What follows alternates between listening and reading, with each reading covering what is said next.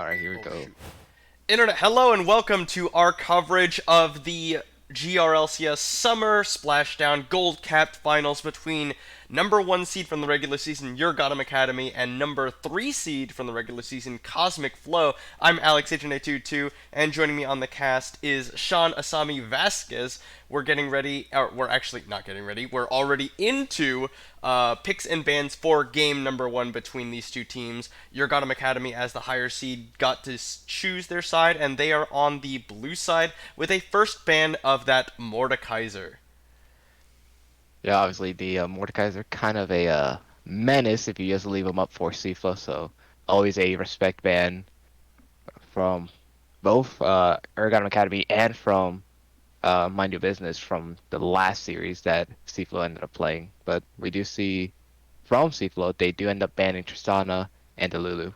Yeah, Tristana, always a nice, very efficient AD carry, super easy to execute on, very safe with the use of the rocket jump, and can get out of control with how she resets during team fights. Does a ton of single target damage. Very high priority AD for a lot of these teams. On the other side, they will ban the Echo and the Caitlyn, and it will be first pick Vayne for Urgottem Academy. Wow. Yeah, this is a interesting pick. Usually whenever there was an Ezreal that was left up. I saw teams picking Ezreal first pick, since he is that kind of champion that can stay safe with the phase shift or the arcane shift, and then really can just poke you down from far away. But now with the Vayne first pick, it seems like a kind of a surprise, but there's a surprise on the other side as it is the Seraphine pick being locked in here. Yeah, in the Cosmic Flow versus Mind Your Business series, the Ezreal was definitely very high priority. So far, it's made its way through the bans, and Urgottem Academy opts for Vayne, which means that Cosmic Flow are going to get the Ezreal themselves.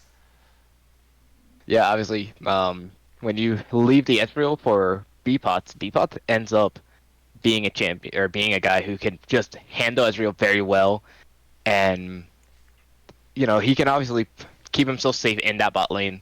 So with him having a comfort pick in that Ez, he feels just fine. Obviously, the Braum being picked here to keep the Vayne safe and stop the poke just a little bit, but I'm very curious to see is it going to be Seraphine mid or do you think it's going to be Seraphine support down there? I think Seraphine is better as a mid laner than as a support. I think that since a few nerfs came in specifically to the mythic items, they Seraphine is just a lot better as a mid laner and loses a lot of her efficiency as a support. Urgottem Academy, in addition to that Braum, they will pick up the Diana, very high priority jungler. I think it's basically Diana Xin Zhao are considered two of the better junglers in the game right now. And with the Xin Zhao ban, Urgottem Academy are happy to take away the Diana. Just kind of ridiculously high numbers. Cosmic Flow, on the other hand, will take the Dr. Mundo that was very effective for Piclay in their series against Mind Your Business. Yeah, Piclay's window is kind of very disgusting to watch. However, since there is a Vayne on the Rift this game, if the Vayne does end up getting ahead and could just kind of kite away from the Mundo, I feel like the Mundo will not be as efficient. However, we never know. But we do see Seafood, they end up banning away the Viego. Maybe thinking it could have been Diana mid, Viego jungle, but uh, it Yeah, is or just the very interesting Viego to see mid. something. I think Yeah, with the most recent round of nerfs to Viego, he's not as effective as a laner anymore. But still a champion that can be annoying to deal with. And speaking of annoying to deal with, Cosmic Flow really don't want to deal with Fizz either. So they're going to take that off the table. On the other side, Urgottem Academy, they have one more ban to throw Cosmic Flow's way. It will be the Gwen. Not a little bit of a surprise there, seeing as the Dr. Mundo is already locked in. Maybe the Gwen goes into the jungle, and that's something they just don't want to deal with either. So we'll just take it off the table. Obviously, a very powerful champion. yeah, the snip, and obviously just being pierced by that needlework, so annoying. So no Gwen jungle. this game, unfortunately, but we do end up seeing it probably is going to be the Lee Sin coming into the jungle. So even though there is one annoying band off of the out of their hands, there's obviously another one that comes in. Yeah, Lee Sin coming back in. Oh, Mhm. nice, very nice little Tom Kench pickup here. Champion has been quite a menace in the top lane recently. Although I don't think that I don't know. Is Tom Kench good into Dr. Mundo? I'm not sure how that matchup goes. Tom Kench does have, especially post six, he's got like three different abilities he could use to break the Mundo shield, and then you can use the other two. And then Yasuo is locked in for your Urgottem Academy as well. So Diana, Braum, and Tom Kench all in their own kits have AoE knockups that Yasuo can use his ultimate off of. And on the other side, Cosmic Flow, their last pickup will be the Cassiopeia, flexing that Seraphine into the support role. Yeah, honestly, there's two different stories here. Obviously, with Cflo, there's the more stereotypical draft that you would potentially see, and when you go over to Your Gotham Academy, it's kind of like, you know, we got Yasuo, we got the Diana, we got a Kench. We might as well just go ahead and do something that Wombo combos very well and has a lot of power. So obviously, the Moonfall followed along by the ultimate from Yasuo would more than likely end the fight just as fast as it started. So do like that kind of pickup there to just allow more CC power damage. Yeah, all right. So, um, looking up and down these two teams, who do you think came out ahead just in Champion Select? In Champion Select, if I have to say honestly, I think I might have to go with Seaflow in my personal opinion. Obviously Seraphine, she has that ultimate that will be massive. If she lands it, then there's obviously the Ezreal True Shot Barrage. You got the Lee Sin kick for picks. But if we go into later stages, Seaflow's team feels like the more scary team. But at the same time, Urgottem Academy has that kind of comp that they don't really care if you get strong as long as they can pick off two or three people with the Wombo combo. They kind of just win it. So I think later stages, obviously Seaflow, pick potential, and winning a game from picks goes to Urgottem. Yeah, I think your Gotham Academy definitely has an easier to execute comp. It's just a wombo comp. Get in there with Diana, pull in a bunch of people with the Moonfall, and then keep them there with the last breath from the Yasuo. Tom Kench is going to, of course, just be a menace throughout.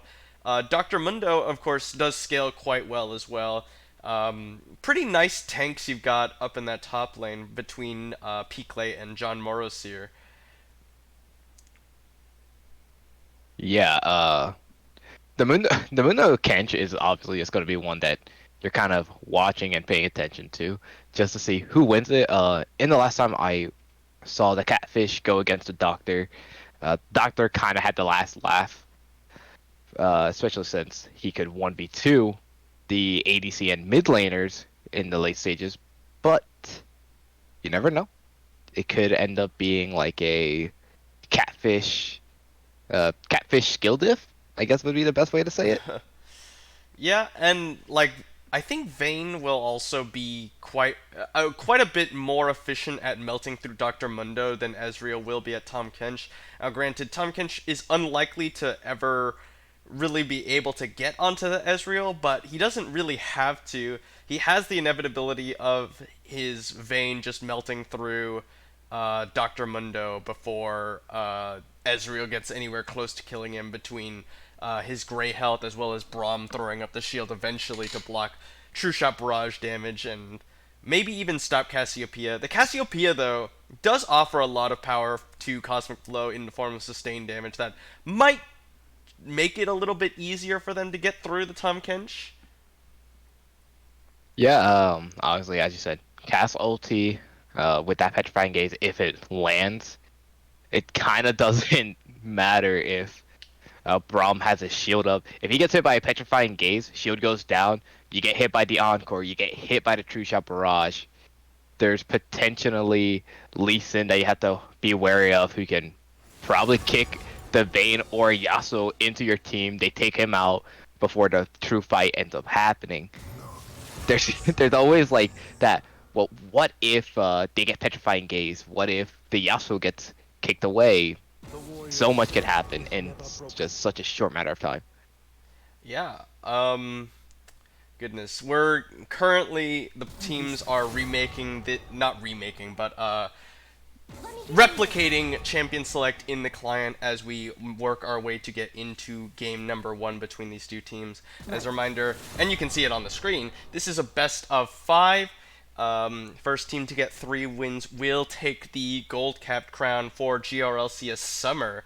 Urgottem Academy undefeated in the regular season, looking to continue that. But Cosmic Flow, they're definitely look like they have found their stride come playoffs, with a couple of nice series against Dirty Diet Boys and Mind Your Business to make it here. Yeah, obviously, Dirty Dive Boys, they had a small bit of a rough stretch to get up to where they were, and once they got up to Cosmic Flow were able to uh, stay calm, stay settled, and they were able to beat them. And Dirty Dive Boys, they were obviously running off of momentum. They had this swagger, this confidence that they well rightfully deserved. So once they got up, they got beat Cosmic Flow, then took that momentum, and they were able to beat a very good team Yeah, in it's my like business. the Dirty Diet So Boys. They're on the rise, but Cosmic Flow stops their ascent. But Cosmic Flow now takes the hopes and dreams of Dirty Diet Boys of and all who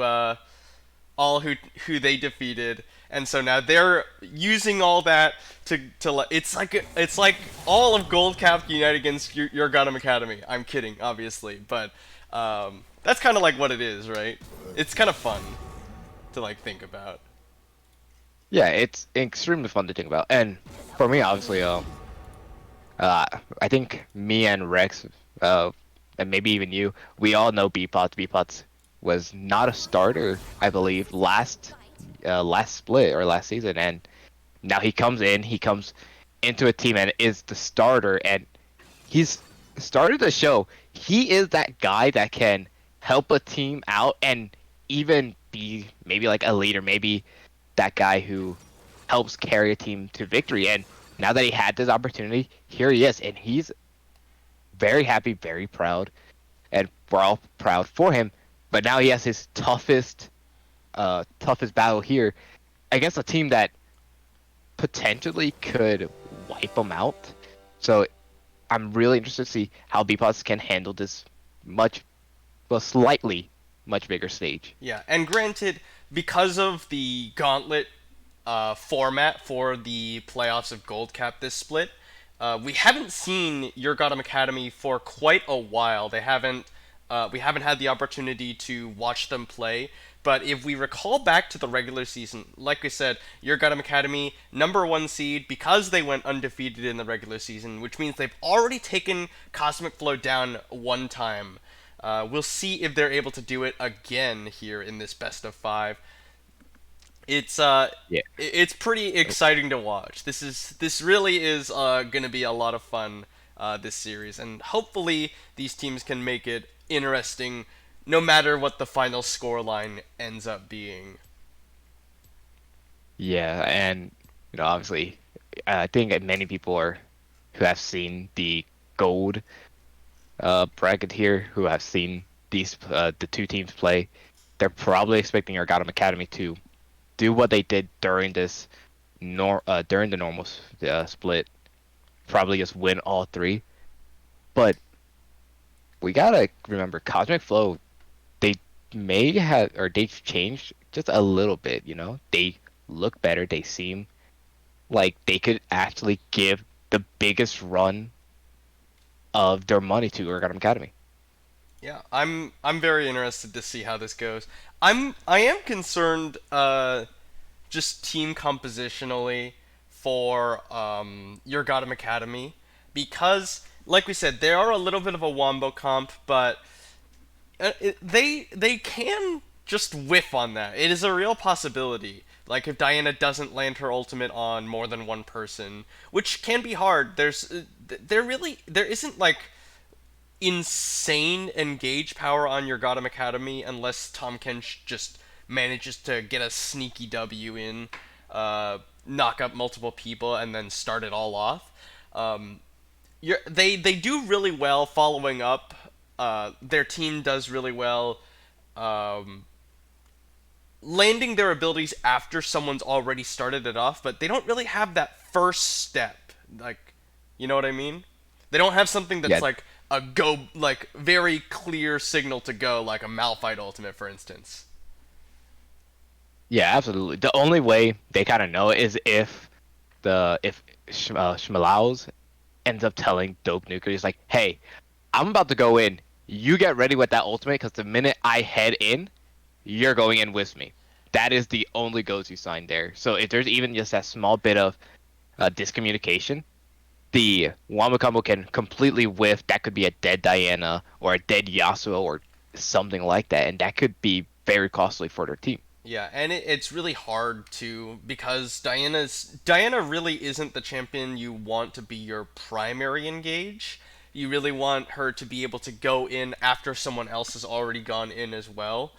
Uh, like I said, nobody wants to be first on your Gotham Academy except for the Tom Kench, who also does better if he's going for targets that are already CC'd, I think. That such is the case with a lot of these telegraphed channeled abilities like Tom Kench, not channeled, but abilities that have a wind up, like the new Abyssal Voyage for Tom Kench. Although I do quite like that champion, it's very fun to watch, very efficient. Yeah, it's fun to watch, but as someone who has experienced the Tom Catch top lane, it is hell to withstand. Like, I could play Jace and just be in my cannon form the entire time, and I'll still get solo killed under tower. I'm just like, I guess I did my best. It's like, well, I've done everything I can. I just died. Unlucky. All right, but here we are. We're getting into the first of potentially 5 games between these two teams. On the blue side, it is Urgottem Academy, the #1 seed, coming in with John Morris here in the top lane on Tom Ken, Schmalos in the jungle on Diana, Dope Nuker in the mid lane on Yasuo, and in the bottom lane, it's American Daddy and Gothim on Vayne and Braum.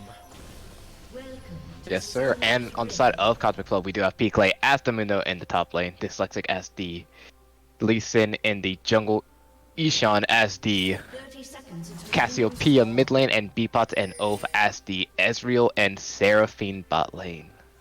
Yeah, and both supports have opted for Exhaust, which I think is...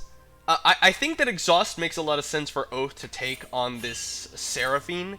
You are probably going to be the less aggressive bot lane, and not only that, there's a lot of good Exhaust targets between Vayne, or not... Well, yeah, Vayne too, because she's a relatively low-range AD, but Vayne, Yasuo, and Diana are both very good Exhaust targets. On the other side of Urgottem Academy, the Exhaust, the only good target for this is probably the Cassiopeia. Lee Sin and Mundo are not going to be doing, like, insane damage come late game, and it's unlikely you'll ever be in range to exhaust the Ezreal. But I think Ignite would have just been better because there's a lot of healing between Mundo, between Conqueror, Cassiopeia, and Seraphine, just adding on top of everybody's health bars. Yeah, I guess really for Braum, he's just like, alright, I think slow down either Seraphine or the Cassiopeia, because obviously Ezreal, he's gonna be just fine. He's gonna shift away. Not like he'll be in any true danger unless, you know, he's already used that phase shift of his. Yeah, and like I said, I think Seraphine's a much better mid laner than support. I think she does a lot better building, you know, kind of more greedily now and having a little bit more of a budget as far as gold goes. But It's a nice adaptation for Cosmic Flow to pick that up early and say, okay, this is flexible, we can put it in the mid lane or we can put it in support, and they opt to put it in support to try and add a little bit of damage in the form of Cassiopeia last. Yeah, I mean, obviously Ishan, he's probably saw those last two picks come in, and he's just like, all right, so locking down in the mid lane probably not going to be the goal. A lot of damage going down on the B-Pods as he gets stunned up by the concussive blows. American Daddy comes forward with the flash and the summoner heal. Oath is going to put down a lot of damage, and American Daddy, one more auto will finish the job. Oath flashes for it. First blood goes over to Cosmic Flow in the support role. Really nicely done, and a very big overstep from American Daddy and got him all 8 summoners blown in the bottom lane, and it ends up being a first blood over to Cosmic Flow. Yeah, obviously, that's a MVP vote right there for Oath already from B-Pots. B-Pots ends up getting stunned up. He's stuck, and he's just getting so low almost immediately. So he has to immediately use the heal. Obviously, the 2 flashes come forth along with an exhaust and a heal from both American Daddy and got him. So once B-Pots is away, there's just free damage from O's the entire time. Oh, here we go. Schmallows, though, jumps in, but he's in the middle of 4 members of the enemy team, but Gahim has got his back. B-Pots is getting jumped up by Dope Nuker, and the Ignite will finish him off. Sean is now the target, but they got a teleport coming in from Peakley. Now he's in the middle of 3, and he's just getting focused down. You're not that tanky just yet, and you're up against the Vayne. Do they have enough damage? They have Oath to back him up. Dyslexic goes down off the side from Dope Nuker. They've actually extracted Peakley, but now Oath is the target. He's getting focused down.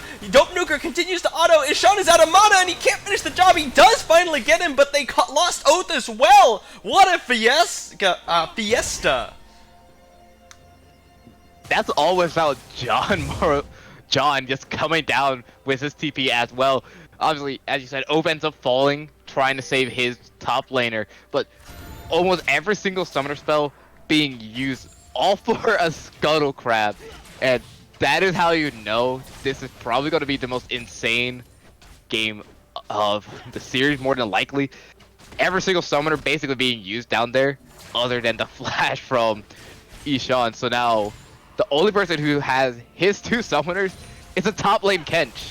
Yeah, he's just like, well, Peakley is teleporting. I guess I'll continue farming. He does, to his credit, he does have a fair CS lead now, as well as that first play, and that is going to result in EXP differentials as well. I'm really not sure why both teams felt the need to fight so hard over that first scuttle, but it's fun to watch for sure. It's resulted so far in a 600 gold lead in favor of Urgottem Academy. Now Gahim with a roam is going to just land that winner's bite for a little bit of a slow and some damage onto Ishan, but not really anything to come out of that. Yeah, I was like, the fight down there was kind of questionable. B-Pots and Oath, obviously, they have no summer spells. B-Pots is still very low, and they have the better people there already, so having to fight over that was just way too easy for Dope to end up getting 2 kills. And obviously he does end up dying, but since he died and there was no mana on Ishan, it was just an easy kill for Schmallows there, and not only does he get the Scuttle Crab, he ended up getting a kill, so he's just a little more ahead. Alright. So now we're gonna see John Morosier go in. He does get the passive from Peakley, but now since it's used, he does get to eat him. Peaklay's only level 5, so he doesn't have his ultimate. If John Morosier can do enough damage, he gets another stun off and just autoing Peakley to death. He already burned his flash in that little engage around the Scuttle Crab, and now he's cut him off with his own Abyssal Voyage. John Morosier flashes forward, gets the Tongue Lash slow. Will he be able to get the solo kill? He needs another Tongue Lash, will stun him up and just lick him down. That's a solo kill in the top lane. Nice condemn from American Daddy, stuns Oath against the wall, chained in with the concussive blows. Another kill goes the way of Urgottem Academy. Yeah, and Urgottem Academy right now is just extremely satisfied, and the Kench, he gets the solo kill in the top lane. American Daddy punishes O for killing him that first time, and they get the dragon. So even though the first blood ends up going over to the bot lane, it's not like they're punished. They end up winning very hard now. Yeah, and really nicely done from American Daddy. Really good condemn to get Oath kind of in a little bit of a bad pathing, because he walked up, then he saw the Diana, starts walking back towards his tower because he knows he's getting ganked, and that just sort of sets him up for the angle to get stunned into the wall. But Yep. Beepot's putting down a fair bit of punishment, really making use of the Ezreal. And he's had a good performance on Ezreal already yesterday against Mind Your Business, so not really surprising to see how comfortable he is on the champion. Yeah, Beepot's obviously we've seen he can be a true monster on the Ezreal. Looks like could be a mid lane gank here. They don't. I don't believe that Dove knows. Ooh, Dyslexic failed the kick flash! Oh no! That's the worst. That's the worst feeling. Oh, that's so unfortunate. He ward hopped, tried to flash kick, but I think he like either messed up his buttons or just like moved his mouse somewhere. I don't know, but it's very unfortunate. Burns his flash, doesn't even really get a damage onto Dovnuker, who now goes aggressive onto Ishan, using the last breath as well as the ignite, forcing the flash away from the Cassiopeia.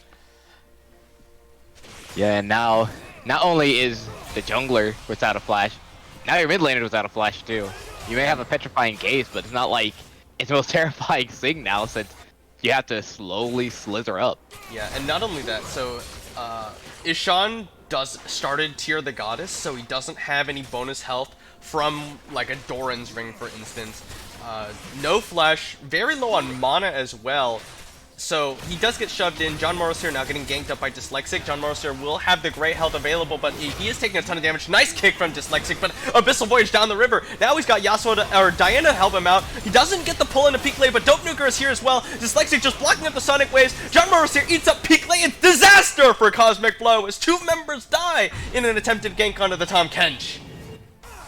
Yeah, they get the Harrow, they end up, looks like they going to go ahead, push out the top lane and just take the first tower, and as you said, disaster striking, not just in like the bot lane for the dragon, but now just not even helping out the Mundo or to American least Daddy now. is playing pretty aggressive, but there's a nice encore from Oath onto 2. Are they going to get enough damage onto American Daddy? They did not land the root, but here we go. Flash forward from Beepots, but he shoots, guesses wrong with a Mystic Shot. Now Oath is concussive blow stacking. There's a lot of damage going in onto him, but he gets a big shield. Got him, 1106, very low. Beepots, one more auto would have finished the job, but he can't get it. Arcane Shift should be coming up fairly soon. Winter's Bite going to slow him up. American Daddy down turns around because he's got the stun ready. One more auto, and he gets the kill. Now Oath is in trouble. It's a double kill. 2v2 outplay for Urgottem Academy in the bottom lane. Yeah, that's just being way too greedy. You can't chase them down, you end up getting slowed, you end up giving a kill. You have your True Shot Barrage coming up in just a few seconds, so you getting so greedy there ends up not just costing your life, but it even costs the support life, and now Ishan is Ishan's getting about to ganked. die. He's gonna get knocked up by the nice roam from John Moros here. Disaster once again. This is just all of a sudden out of control in favor of Urgottem Academy. Yeah, right now Seaflow has to take deep breaths, and they have to really calm down. They have to know now that the Tahm Kench, now that that tower is gone, like, beware on every single place. And Oath well, does get a good root off, and Dyslexic chains it in. Nice kick, but Dope Nuker, he doesn't do it quite right the order. Now Dyslexic, unfortunately, not getting a kill, and now Shmalos is going aggressive. Got him with the backup. True Shot Barrage on the other side, sniped at the Yasuo, but Peakley is teleporting in. Ishan teleported in as well. So now they're just gonna focus down Got him. I lied, by the way. Peakley just walked there. Ishan is the one who teleported in.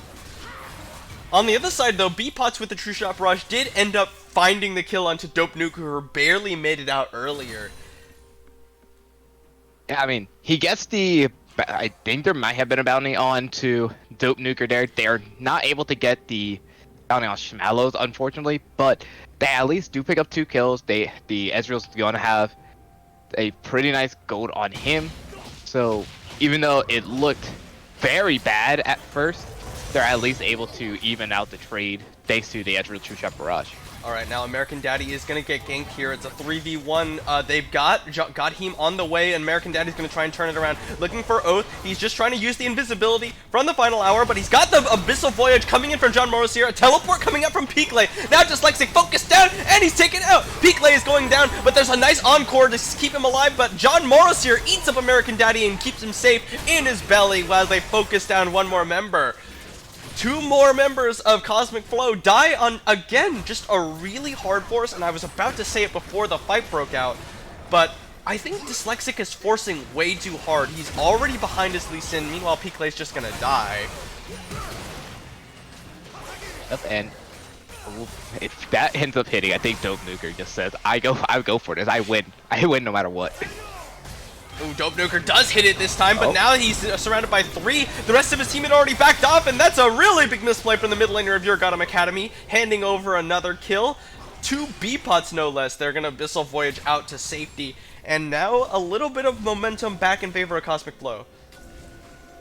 Yeah, talk about some timing. Right as I say he goes for that, he ends up going for it. I mean, you at least get the dragon, but giving up the life to B-pots not satisfying, especially since another fight looks like. Here we go. True Shot Barrage is going to come out, and Sean gets off one-man Petrifying Gaze. There's a knockout coming out onto Dyslexic, and he's taken down. On the other side now, B-pots getting chased away by John Morris here, the tank. He's just going to continue slowing him with those tongue lashes. One more, and they actually gets the double kill for himself. Yep. Again, another forced fight that they think they can take, but they don't have the power, they don't have the damage output, so they hard lose it. And these are just forced fights over and over and over again, and you can tell this is just desperation. Yeah, I think Dyslexic is feeling pressured that to try and make plays, and he just really shouldn't. He's down 2 levels to Schmallows. He's down 41 CS in the jungle, which is absurd, by the way. Is Sean gonna get knocked out into the last breath? Nice one from Dope Nuker and John Morris here, and he'll eat up his Yasuo to make sure he doesn't get stunned up under tower. Really nicely done from John Morris here this game so far. 4-0-3 on the Tom Kench. Yeah, the Kench shall not be benched, and you know, obviously they felt confident that Mundo could handle Morrisier here, but Peakley not having the same amount of strengths prior that he had, especially since this time John just looks like he's handling everything so well. Save my Yasuo, done. Help a Yasuo with an ulti, done. Secured 3 kills, might as well. Yeah, and I am concerned for Cosmic Flow because I think that their team comp doesn't lack damage by virtue of champions, but right now they just don't have enough to kill anybody, really. They're so behind. Yeah, the Ezreal at least has a Divine Sunder, so that is a plus there, but at the same time, for every single kill that we've seen, there's this is a really bad time to go aggressive, and Schmallows has snuck his way in. B-Pot flashes away, the Glacial Fisher goes wide. Oath does still have the encore, and there it goes in on an American Daddy. True Shot Barrage comes across, but they're not able to finish the job. And now we've got Dyslexic coming down, but what will he be able to do? Zoned away by the Diana Q, and will just help his bot lane push back out. Yeah, just a blind man running into the lane, not really knowing what he can do. But obviously there is still a full health Diana in the mid, so they have to be still very Everfrost actually canceling out the Abyssal Voyage. That probably would have knocked him up, but Schmallow's still looking for it. Doesn't quite get in, but he does find Oath with a little bit of damage. The exhaust, and then the second dash comes out. Dyslexic gets condemned out of his Sonic Wave Resonating Strike, and will go down as well. 2 more kills go the way of Urgottem Academy. Schmallow's almost taking out B-Pots. Now Ishan is going to be the focus, slowed up by the Tongue Lash. Ishan gets like 2-man stun with the Petrifying Gaze, throws down the Miasma, flashed into Peakley is coming in to back him up, but now they're out of there, and they cannot find any kills. Yeah, remember how I said, like, okay, disrespectful back there? Remember how I said they have to be careful with the full health Diana? That was the main reason why. They lose 3 more, and the Petrifying Gaze, it looked like maybe they could get a kill, but they're unable John to. Morris here goes in with the Abyssal Voyage, doesn't get a single knockup, but Schmalos will get it! That's what they needed! A huge damage for coming out from the mid and jungle of Urgottem Academy, and 2 more members fall. Yeah, that's the Wombo combo. That's the Wombo combo engage. They take 3 out. They just go ahead and say, oh, you've been on a green screen 7 times. Let's make it 8. You're only playing Gray Screen Simulator in this game forever. Yeah, that was great. John Morris here goes in with the Abyssal Voyage. He doesn't get a knockup, but he is tanky enough, and Cosmic Flow think this is their opportunity. Let's focus down the Tahm Kench. He's a little bit separated from his team. We have the time. But while they're doing that, they all naturally group up around him, and Schmalos flies in, pulls them all in, and Dope Nuker follows up with the last breath, and it's disaster as an inhibitor tower is down at 18 minutes for Cosmic Flow. Yeah, to be quite fair, I don't think this game is going to be going on any longer. With competition. I think, really, it's just a big deficit. They're down 12k. That is so massive for just being 18 minutes in. Yeah, 12,000 gold discrepancy, 5 towers to 0. They're about to get their 3rd to 0 dragon. Now get the knockup onto B-Pods, and he's already used the arcane shift. One more will be the eat, and he's gonna pull him back over, spit him back out, and lick him to death. John Morris here goes unstoppable as B-Pods can't even stay safe next to him. But now they're gonna try and 3-man him. Just like it kicks him back towards his own team, gets rooted up by Oath. He's gonna Abyssal Voyage back in towards the enemy tower and try and make his way out that way, but I think they got him. Sonic Wave Resonating Strike from John Morris here. They've got the damage. They've got this kill. Shutdown goes the way of Dyslexic.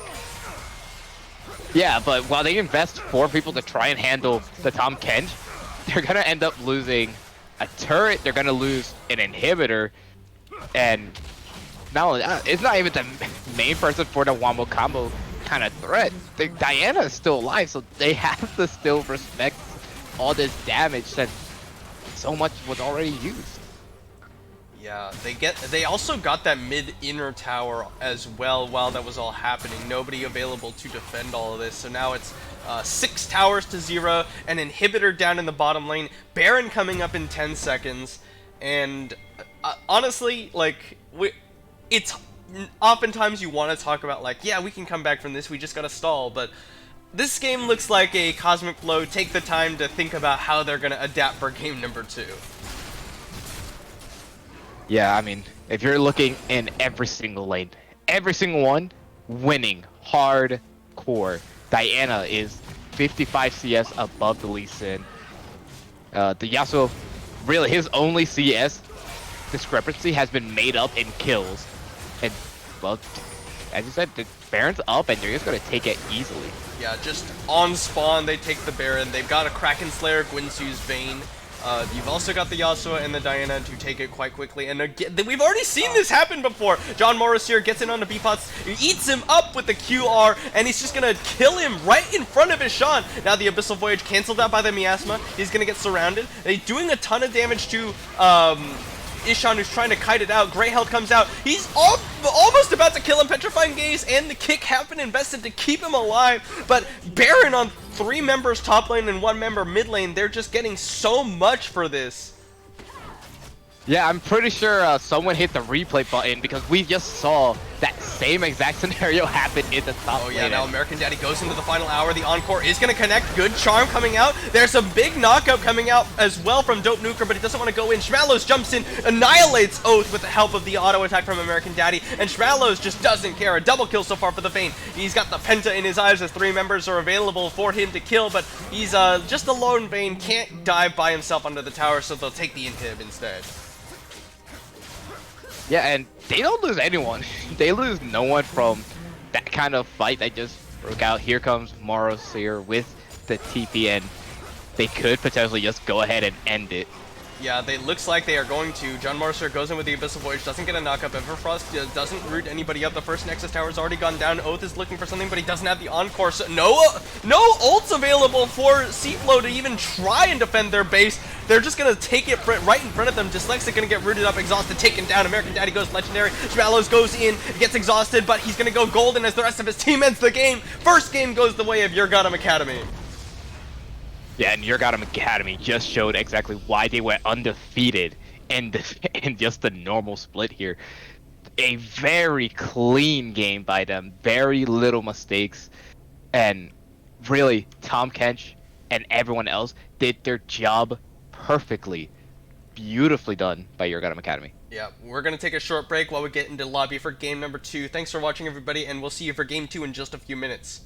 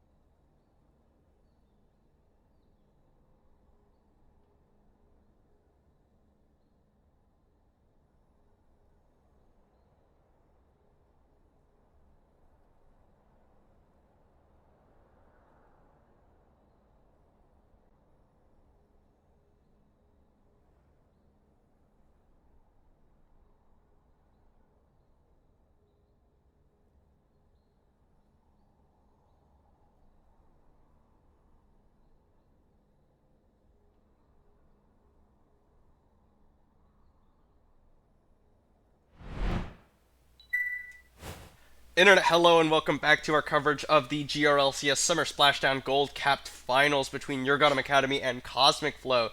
Game number one went the way of Urgottem Academy in a very convincing victory, and now Cosmic Flow looking to answer back in game number two. They've opted to be on the blue side. Looks so far to be very similar bands. Yeah, the Tristana Lulu being the first two off of the board. Looks like they are discussing who to ban, and Yeah, it is going to be the Diana. Obviously, Smallows kind of showed just how dominant his Diana can be, so you're going to give some respect ban to it. yeah. On the other side, Urgottem Academy looks like they're banning most of the same between Mordekaiser and Echo. What was their third ban in this last game? It wasn't Mundo obviously because Cosmic Flow picked the Mundo in game number one, but Cosmic Flow are gonna get their hands on the Zinzao, which very high priority jungler. I think Diana and Zinzao very much considered the king and queen of the jungle right now, and with Diana off the table, they will secure themselves that Zinzao. Yep, obviously Xin known for being the powerhouse of the jungle for a little bit of time. So since he's left up, they're gonna pick him up, and the catfish will once again be seeing the rift on the side of Urgottem. Yeah, John Morris here had a very good Tom Kench performance in that last game. A little bit, got a little bit frisky with it. Died a couple times for not really much need, but it worked out for him, and I think that there's no real problem picking it up again. I mean, it is kind of a blind pick, Tom Kench, and I think there are some champions in the top lane that do well into him. Olaf going to be locked in as well for Urgottem Academy, so another high pressure jungler for Schmallows to lane up against. The Camille. So we saw this quite a few times last night in a different series, but the Camille surprisingly has not a great matchup into Tom Kench. Yeah, I mean Camille can get the tree damage part off, but Tomkin can just auto freeze you, eat you, and then kill you. But you know, other than that, I guess really like they're just saying, look, if we can't kill him with just one person, we're just gonna make sure we have two people, and they're gonna be bringing in the Galio, who actually synchronizes pretty well with the Camille. Yeah, the Camille Galio, always the classic.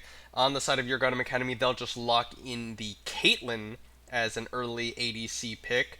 Now they have the opportunity to take Cosmic Flow off of their comfort, which more than likely means Ezreal, I would guess. Yeah, the Ezreal Yeah, ban exactly. obviously made the most sense there. Bpots' Ezreal is quite insane, so obviously we didn't get to see just how crazy it could be last game, but they know that he does play it very well, so they're gonna go ahead, take it away, and just say, look, we're gonna make you play someone else, someone that can't poke our Caitlyn, someone that can't poke our Vayne, or something like that, and Yeah, and we're now just gonna dare Cosmic you. Flow, they're gonna ban away Vigar, so now they're targeting mid laners on the side of Urgottem Academy. Something that Dope Nuker has played previously, and Urgottem Academy will actually just take the full bot lane from game number one off the table for Cosmic Flow. You gotta play something else this time, guys. Yeah, they just go ahead and say, look, we understand we destroyed you guys when you had the Ezreal Seraphine, but we will give this much away. It was annoying as hell to deal with, so you guys don't get to do that. Alright. And And Thresh Cosmic Flow, they're being gonna on ban the ban? Thresh away. No, No, last minute Morgana. swap over to the Morgana. Okay, so don't want to deal with Caitlyn Morgana. That definitely makes sense. With the Caitlyn already locked in, feels the pressure to take the Morgana off the table. Now, your Gotham Academy, they get to show either their mid or their support here. Yeah, they're taking a while. They're obviously discussing it. I imagine it'll be a mid lane pick. Yeah, no, they're actually just gonna go ahead and pick the Thresh, so support will be locked in, which means they'll have some more time to think about it. Yeah, a lot of pressure in the bottom lane of your Gotham Academy between Caitlyn and Thresh. You can you obviously Thresh has good trading patterns with most other supports. Cosmic Blow actually going to be the ones who potentially pick up the Vayne for themselves. Although this will be a very tough laning phase if Cosmic Blow opt for this, and they will opt into it. Yeah, I guess they just want to make sure they can shred the tankiness of the Kench. I don't know. I don't feel very good about that pick. I don't. I really don't. Yeah, and potentially a Blitzcrank as well for Oath in the support role. This is a very big departure from what they were playing last game with Ezreal Seraphine. Now they're looking for a pick based support as well as a more late game scaling AD. A lot less safety between Vayne and Ezreal, but you have the potential for a lot more damage. And I do think that the Vayne is actually quite good. Wow. And we're getting a last pick Ziggs. That champion actually made it all the way to pick number 10 that Urgottem Academy will pick up. Yeah, you know, might as well if you have some pretty good damage, why not seal it off with someone who can destroy the towers quickly and not only just that, but they can force away any kind of engage immediately as well. So Ziggs being left alone all the way till now, surprising, but a very good pick into the Galio is what I believe. Yeah, I feel like Ziggs will be just fine. Hold on, sorry. Yeah, I think Ziggs will be just fine. If they, try and get a taunt in onto him with pull in the Zinzao or the Camille potentially, he might be in trouble. But you do have the satchel charge to try and make sure the Galio doesn't get the opportunity to do so. Uh, this Zig, I'm just surprised that champion's been so ridiculously powerful that it made its way through 10 bans and 9 picks before being picked up by Urgottem Academy. Yeah, honestly, it's surprising. I would like it if they end up saying like, they went with a different kind of scenario. Maybe like, have a Thresh Ziggs and then a different mid laner. But you don't go wrong with Ziggs in any scenario. He's gonna be annoying. He'll be safe with his satchel charges. He'll be able to slow you. So really, Ziggs being locked in, he's going to be annoying. You just have to weather the storm if you are Ishan here or Yeah, Ishan. and the thing is, Zig's bot lane is mainly because he has a rough matchup into a lot of these assassin dive champions in the mid lane that will just get on you and kill you. Galio, yes, he does have like the Justice Punch and does do a ton of damage if he gets onto you, and more importantly, that sets you up for getting ganked. But it's kind of okay. I feel like Ziggs is he'll be very happy to like farm it out with a Galio. Oh, absolutely, especially since he knows he will have the priority over the Galio, so he'll be able to push it in. He'll be able to do some pretty decent damage to the towers, and then once the tower is low enough, he's just gonna throw a satchel charge, walk away, and blow it up because cool Yordles don't look at explosions. Yeah, and I definitely have to say I would feel a lot better if I were playing your Gotham Academy's comp this game. I think Cosmic Float, there's a severe lack of magic damage because your mid laner is Galio, who's not particularly high damage.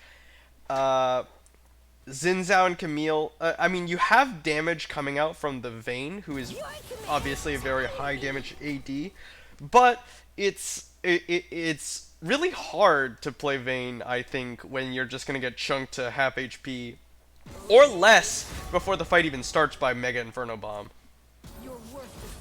Oh, absolutely. I mean, short range, short lifespan, kind of matches up, especially since there is a literal execution on the Caitlyn. If you're just that low, prepare for a headshot. She's going to aim, she's going to fire, and if you don't have anyone to protect you, it's over. Yeah, it's just really tough. They don't even really have a way to, like, their comp is not built to empower the Vayne either. It's not like a protect the Vayne comp really. So I think Urgottem Academy have a much easier comp to execute this game, and I don't know. We'll see. Cosmic Flow, they do have a lot of tools in their toolkit to work with. Like a Blitzcrank hook can always just somehow end the game if it randomly hits on someone very important. You've got the Camille Gallia, who could potentially lock down either the Ziggs or the Caitlyn with the Hextech Ultimatum Hero's Entrance combo. And Xin Zhao, who, like we said, is one of the best junglers in the game right now. Strong early game, very versatile in the mid and late game. Can play frontline, can play dive. You can just kind of do whatever you want with that champion. And of course, the guaranteed late game insurance of Vayne, provided she's able to get autos off. Yeah, same could be said for peak lane on that Camille.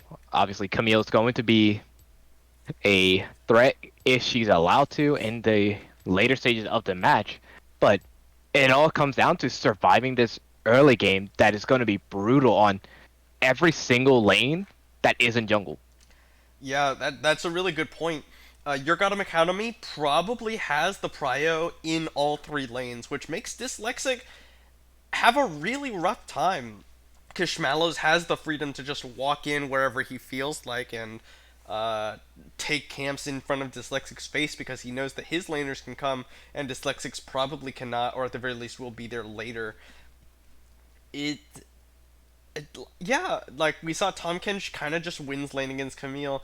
Ziggs will, of course, just be able to farm it out with Galio, but will more than likely have a pushing advantage. And then Caitlyn Thresh, that's a no-brainer. You're going to push faster and harder than Beepots and Oath on Vayne Blitzcrank. Yeah, so obviously, if I am the side of Cosmic Flow, it's going to come down. All right, can we actually stay safe, stay at least close to them in CS and farm, not give up too many objectives or kills or whatever it is? Because, Vayne, Camille behind, basically, they're non-existent until 30 minutes in at that point. Yeah, I don't even know if I'm afraid for Cosmic Flow because I don't think they can even really afford to go late game either. Your Gotham Academy's comp scales super well as well, and I just don't know. I think Cosmic Flow kind of got out. I think they really just got outmaneuvered in this champion select here. That Yeah, last they got outdrafted. That's just the bottom line. You look at the draft, like every single lane kind of loses, except for Xin Zhao maybe against Schmallows, and even then it's like, well, do I really want to try and do something? Maybe not. So it is just an outdraft. I think they just have the better draft here. Yeah, I think that I don't know who wins the straight up jungle matchup between Xin Zhao and Olaf, but that doesn't matter because Olaf's lanes will always have the ability to come in and help their team, help their jungler um, before Dyslexic's lanes will. Yep, and oh wait, oh, there's a small misspelling here that I just realized in Oh, you mean our CLFO instead of CFLO? oh yeah, there's that one too. But in the title, uh, so it's not ICB versus AOECC. It's Suplo versus Urgottem Academy for the Twitch stream. Uh, that is on our part. What? We No, did not is that not realize. what our stream says? No, it says third place match ICB versus AOECC. It should. I Did it definitely get set it changed? up. It might have been changed. Yeah, Austin might have changed it on ours rather than on GR2's. Yeah, because oh, he absolutely did. He absolutely did. All right, but oh shoot, let Oop. me transition us over there. My bad. Don't My worry, bad. guys. We are in game. We promise. We're about to get in. There we go. Sorry. Yeah, Hey, here we I'll go. go figure out what's going on with that. They should this game is Cosmic Flow versus Urgottem Academy in Gold Capped. If you are looking for the Platinum Capped third place match between AoE Crowd Control and Ice Cold Beverages, that will be on twitch.tv/GetWrecked2. We'll direct you over there for that match. Yep. If you want it, I got the link right here. So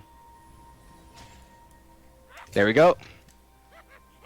That game has, or this channel has the AoE CC versus ICB. If you're here for the Seaflow and Urgottem Academy series, this is it. We promise. It's not ICB. All right. Uh-oh. I can't change the Shenanigans? stream title right now, but Uh-oh. we'll get to it when we get to it. For game number 2 on the blue side, it is Cosmic Flow with Peakley in the top lane on Camille, Dyslexic in the jungle on Zinzao, Ishan in the mid lane on Galio, and in the bottom lane it's Beeputs and Oath on Vayne and Blitzcrank. Yep. And once again, on the side of Urgottem Academy, we do have John Morris here as the Tom Kench top. We have Schmallows as the Olaf jungle, Dope Nuker as the Ziggs mid, and American Daddy and Got Him as the Caitlyn and Thresh bot lane. And I have to say, I think this is very Oh, good hook from Oath, just right out there. Summoner Hero comes out immediately from American Daddy, exhaust onto Beepots, and Oath will flash forward not Oath, but Beepots will flash forward, and it's first blood going the way of Beepots. I was just about to say it. I was gonna say, I think this is mega disrespectful of Caitlyn, American Daddy on the Caitlyn to start Cull rather than Doran's Blade. That you only do that when you have no respect for your laner, unless you're playing Urgot. And he dies for it, and I really, really nice hook from Oath to get that, to have that happen there. Yeah, Oath just had a insane hook. Peakley in some danger. No, he'll be fine. But you know, Oath got your hook. They're able to secure first blood, so kind of a replay. Yeah. Replay of what happened in the last game. Yeah, Oath with a early nice play on the support.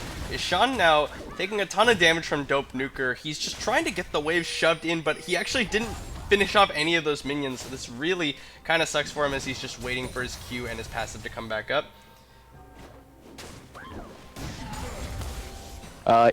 Yeah, there was a small issue.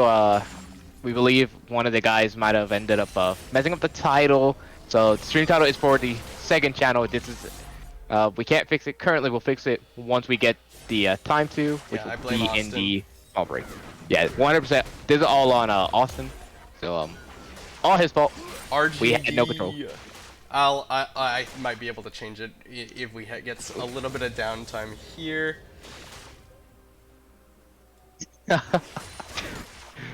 Yeah, if we have the time to, we'll definitely fix it so then it shows right.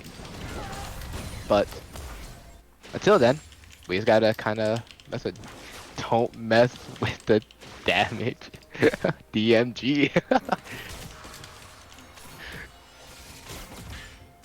All right, I know for sure that I changed it before this, so You got it. it's definitely Austin's fault. Now, got him moving forward, looking for a potential death sentence onto Beepots. It's gonna land onto Oath, or they're not gonna commit onto that one. Oh, and John Morris are getting forced to flash away by Dyslexic just in a lane gank, but we haven't been paying really much attention, but 2 camp lead for Schmallows again over Dyslexic, and I have to say, Dyslexic has been a little bit underperforming so far this series for me. Just forcing things he really ought not to force, and going and not really farming super optimally as far as pathing goes. Yeah, I have to agree with you. Obviously, that first game was very tragic, and both that the top lane and the jungler were just so far behind. They kind of stood no chance. So this time around, it's like they actually on a champion that can get in there and be a very scary threat instead of being a Lee Sin who's very far behind. American But Daddy and oh my goodness, Gatheem. Schmalos has a lot of CS.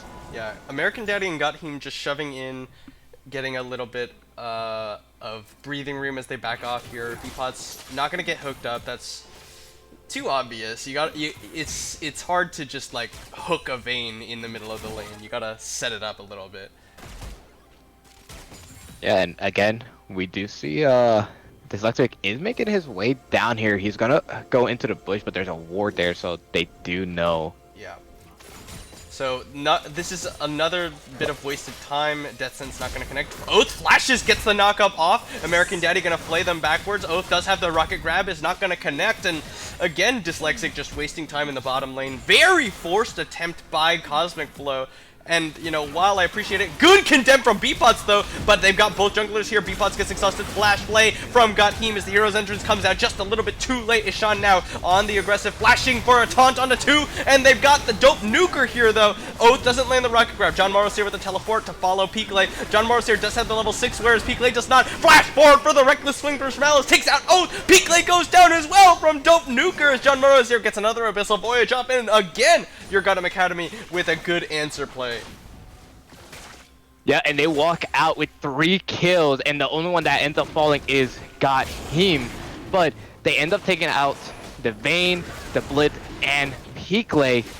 And even though it was a very good response by all of Cosmic Flow to get down there and really help out and secure some kills, it was a better response by the side of Urgottem Academy. Yeah, your C-Flow is just forcing way too hard. Dyslexic is already very I think that like their jungler falls behind because they try so hard to force things. If they just let him farm out a little bit, he wouldn't be so far behind, and they wouldn't have been giving up all of these kills kind of randomly. As it stands, Dyslexic is down 4 camps to Schmalos.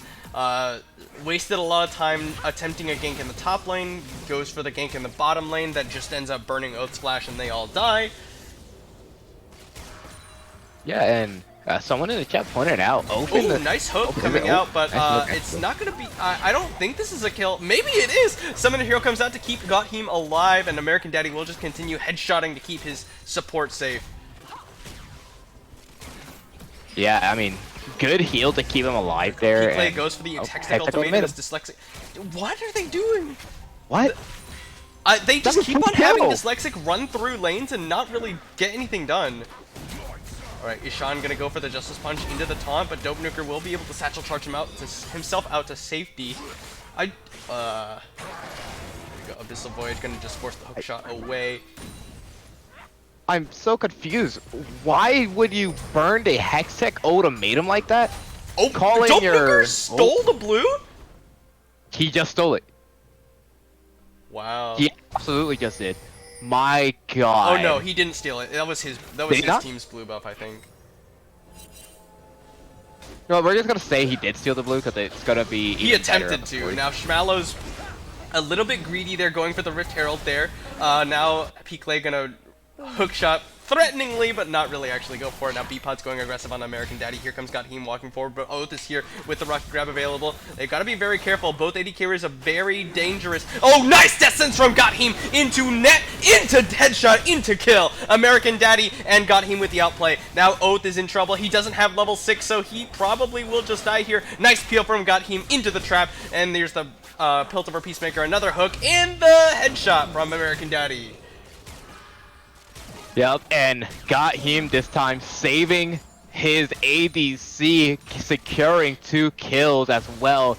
And now the Caitlyn is being quite the lethal threat, since really, American Daddy just showing he has the moves to make the plays.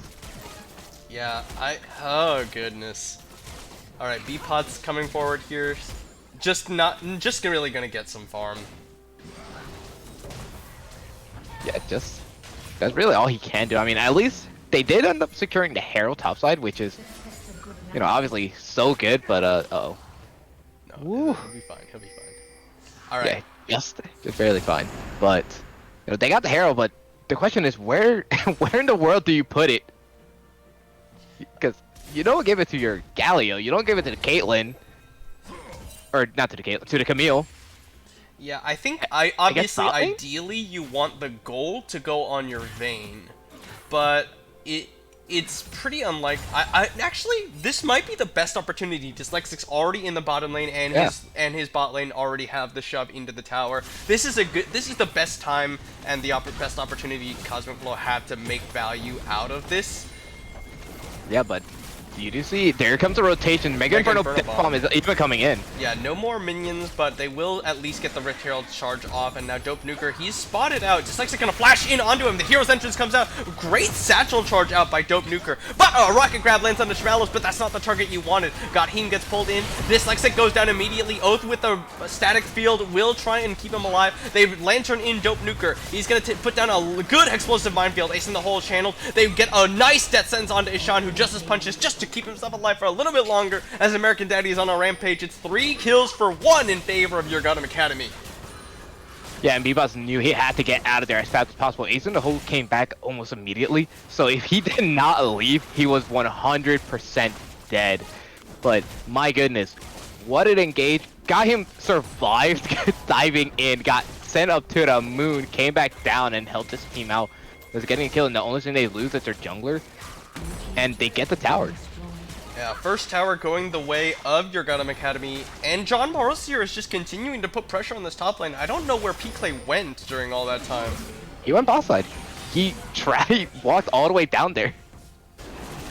Well, Big as waste. a result of that, like, they don't win the fight because their Camille doesn't make it in time. They don't get the dragon because their bot lane lost, and John Morosier got a couple plates in the top lane. Urgottem Academy is just playing immaculately right now. I don't think this is a kill. Yeah, it's not. Ooh.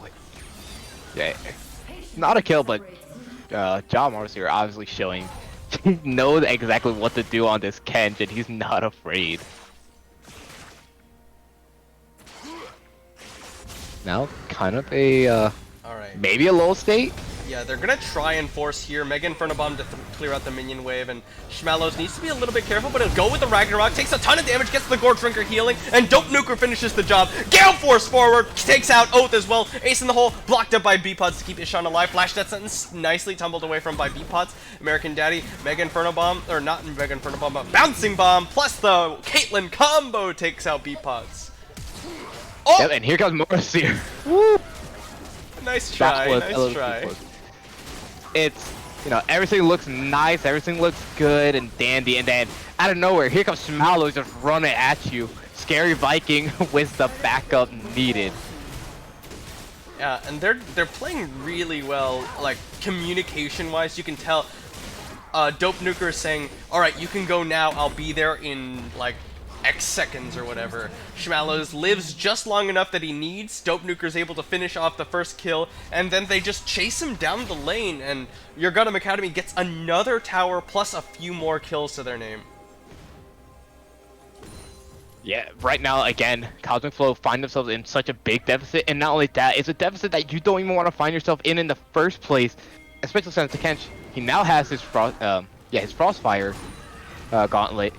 The Caitlyn is almost 2 items, I imagine almost 2 items up, and everyone that we said you cannot let them get fed or even give them like a small amount of a big lead, yeah, the big leads happen. It's 7k gold lead, and the Camille's gonna maybe have to flash if she's not respectful. Yeah, and I mean right now, if you just literally look at the scoreboard, it's 5 mythic items over the side of Urgottem Academy, 0 mythic items on the side of Cosmic Flow.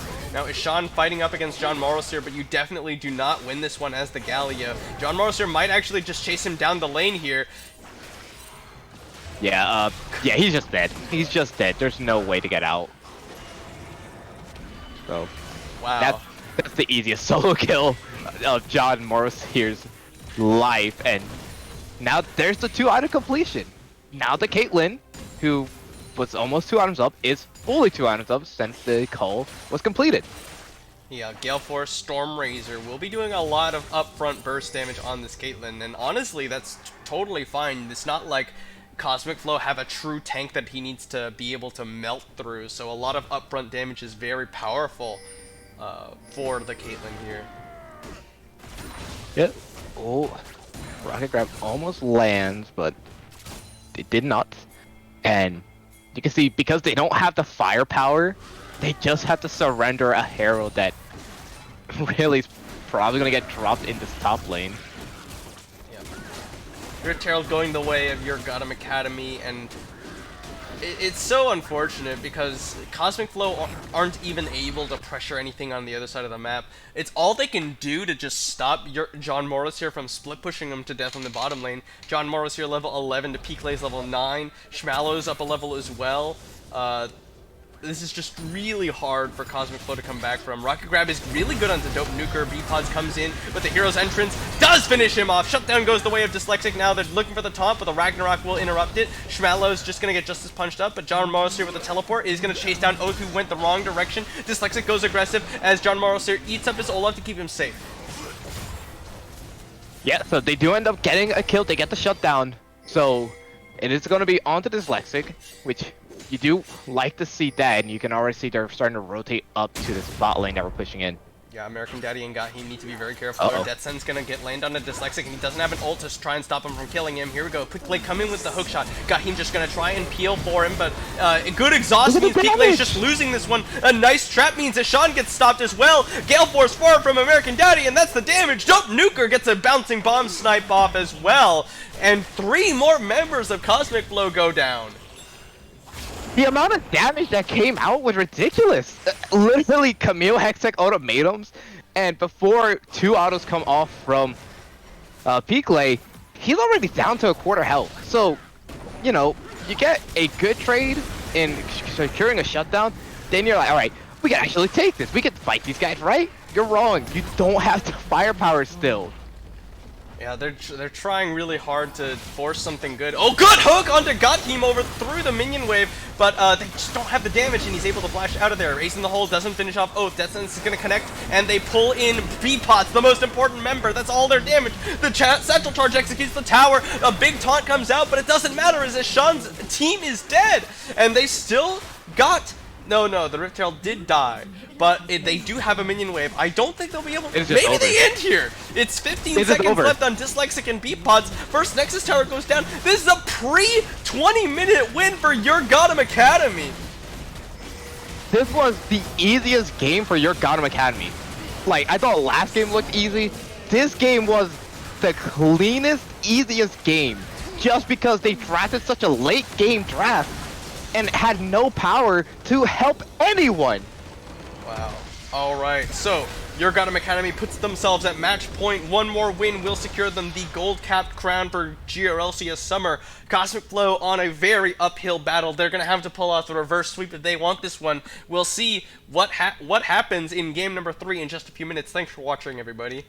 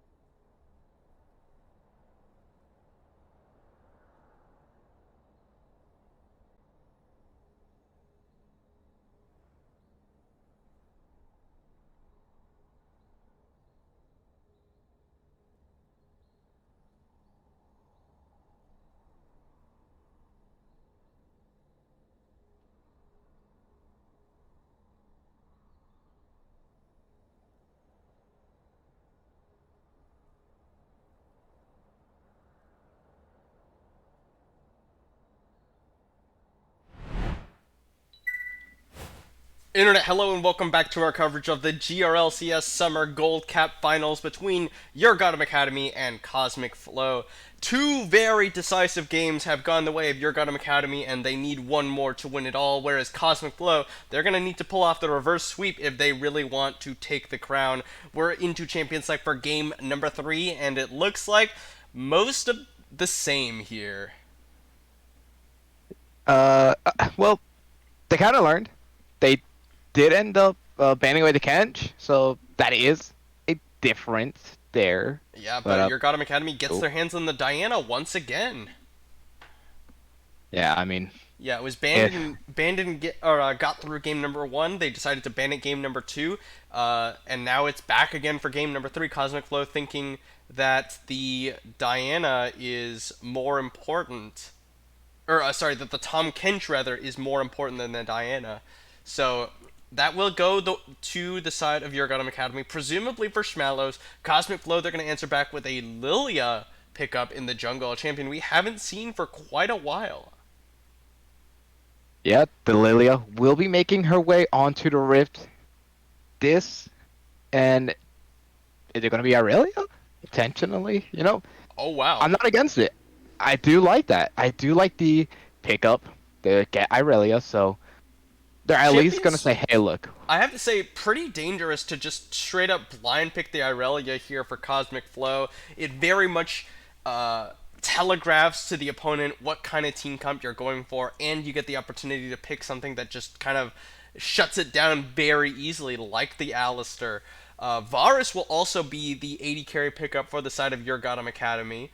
So a little bit of utility and poke power on that marksman for American Daddy. yeah, obviously, as you said, it is dangerous to go ahead and pick the Irelia here, but at the same time, Irelia does provide a lot of strengths, obviously weaker in the early stage, but once that Q gets up, she is very deadly, and, well, Bpot's gonna have his Ezreal up and ready to go, so, obviously, we're gonna have the Ezreal Varus go against one another. This is more of the classic scenario that we usually see. Ezreal locked in for Cosmic Flow is something that they're, of course, very comfortable with. Now we're going into the second round of bans. They're going to take Set off the table, interestingly enough. With them betting away set, it kind of makes me think that they might end up going with someone who's maybe tankier in the top lane. Malphite also even banned away, so maybe they're saying like, hey, since Kench is banned away, let's just go ahead and hard target John Morris here, so that he has to play something that maybe he's not as comfortable on. Yeah, that seems to be the case. Tom Kench taken off the table after he played it 2 games in a row, and they will also take away Set and Malphite, which I assume is something that they've deemed that he plays. Cosmic Flow gonna take the Janna potentially as a support. Very interesting pickup for Cosmic Flow, and this. I don't know how I feel about this. I'll talk about it once we have the full team comps locked in, but it seems a little dissonant to me. Okay, Uh, I would uh, love to see this. it's this is gonna be Garrett. There might be no. Oh, you Unlucky. tease. All How right. dare you? Well, they will lock in the Shen instead. Not the Garen would have been really fun to see. I always think of Garen as being having a decent matchup into Irelia in the top lane. Of course, the Irelia could be mid lane. I know that it's something that Ishan is very comfortable on. And they will lock in LeBlanc in the mid lane for Dope Nuker. Very fun pickup there. Yeah, we see Dope Nuger go from someone who's like, all in on the Yasuo to I can play a little safer back on the Ziggs to, yeah, I'm just gonna go ahead and try and roam and make sure that your other lanes lose while my lane is decently okay, and the Galio being locked in kind of solidifies where we're gonna see Irelia. Okay, so it is going to be Irelia top lane, I assume, and then Galio into the mid lane. Very nice, just really good matchup for the Galio against the LeBlanc in the mid lane. You get to just taunt her when she comes in, put down a lot of damage. You're naturally very tanky against magic damage, and it's just a really good counter for Galio against LeBlanc. Yeah, I mean, so I guess someone tanky to at least stop the LeBlanc from being able to just roam, since he does have that kind of smash down there. He can just force her to be punished if she does go ahead and roam, which obviously a LeBlanc does love to do come this laning phase. So interesting that we do end up seeing the Galio as the response. But again, one that I like. Okay, so now Champion Select has concluded. We're just waiting for the players to be ready to go and remake this into the client. Uh, that they've this kind of looked like this throughout the entire time. Okay. Oh, finally realized. Okay. All right. So So just looking at this, purely based on team composition, this feels a lot better for me on the side of Cosmic Flow. They have, I think, this game they have the probably easier to execute team comp. uh, Galio, Lilia offer you a lot of AOE crowd control, zoning power, etc., etc. Whereas your Gundam Academy with LeBlanc, obviously Assassin is going to be a little bit harder to use, not only because it's an assassin, but you also are up against Jana and Galio, who will be, looking to protect the primary target of that assassination, and yeah, it's pretty tough. On the other side, though, Your Gotham Academy also has Diana, who is a very high priority jungler, does a ton of damage, can just get in there. Alistair, Varus also are great champions to set up a Diana ready to go in and get a big AOE ultimate off. It's close. I definitely would not say one team just straight up one champion select this game like I would have said for game number two. yeah. Obviously, I think for them, I think Seaflow kind of uh won out just a little better in the draft, just because they do have the Janna who, if Ali and Diana want to go in, she can just shove them away with the ultimate. There's also the fact that if two of them go in, Lilia has free access to that back line of the Varus and perhaps even LeBlanc, and hit them with the Q, and immediately just wins it for a team if the Aurelia and Ezreal can stay safe. Yeah. I feel like this game is, what's the word I'm looking for? The Cosmic Flow, they're putting a lot of their hopes onto this Irelia. Uh, they're gonna try and just have Irelia dive in and assassinate, or not assassinate, but just kind of just free auto onto somebody with the Galio just to disrupt as extra protection. And then Jana will obviously be able to like reset a fight if it doesn't look to be going their way. You can put shields on to keep the Aurelia safe and also give her some extra attack damage. It I don't know. It's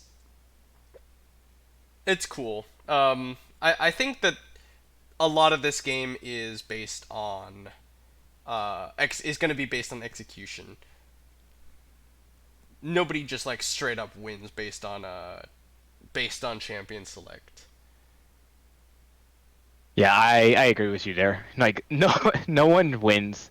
Just if we're looking just at it from a draft kind of perspective, this is quite literally the definition of, all right, who can execute better? Yeah, I will That's say how you win. I'm not a huge fan of either the Aurelia or the LeBlanc picks. I think that both of them are pretty selfish picks. They're relatively speaking not going to have as much utility as some of their contemporaries in their own positions, but it'll be fun to it's for sure makes the game more interesting from a spectator standpoint. Yeah, this game's gonna give a much better, much brighter view than some of the other games. Since, for once, Urgottem Academy doesn't just have a clear path to victory. Now it's uh, more of a situational one where it's like, all right, how are you going to win this, and can you execute it the way that you guys want to? Yeah, I think the Varus has a lot of value in this particular game on the side of your Urgottem Academy because Cosmic Flow, they don't really have a true tank on their side. Irelia is not a tank. Galio is like half a tank, but he's also much more magic damage tank focused. Uh, the Varus poke is gonna be very meaningful in this game, and I think that that's a chance for them. Like Varus just like throws out poke.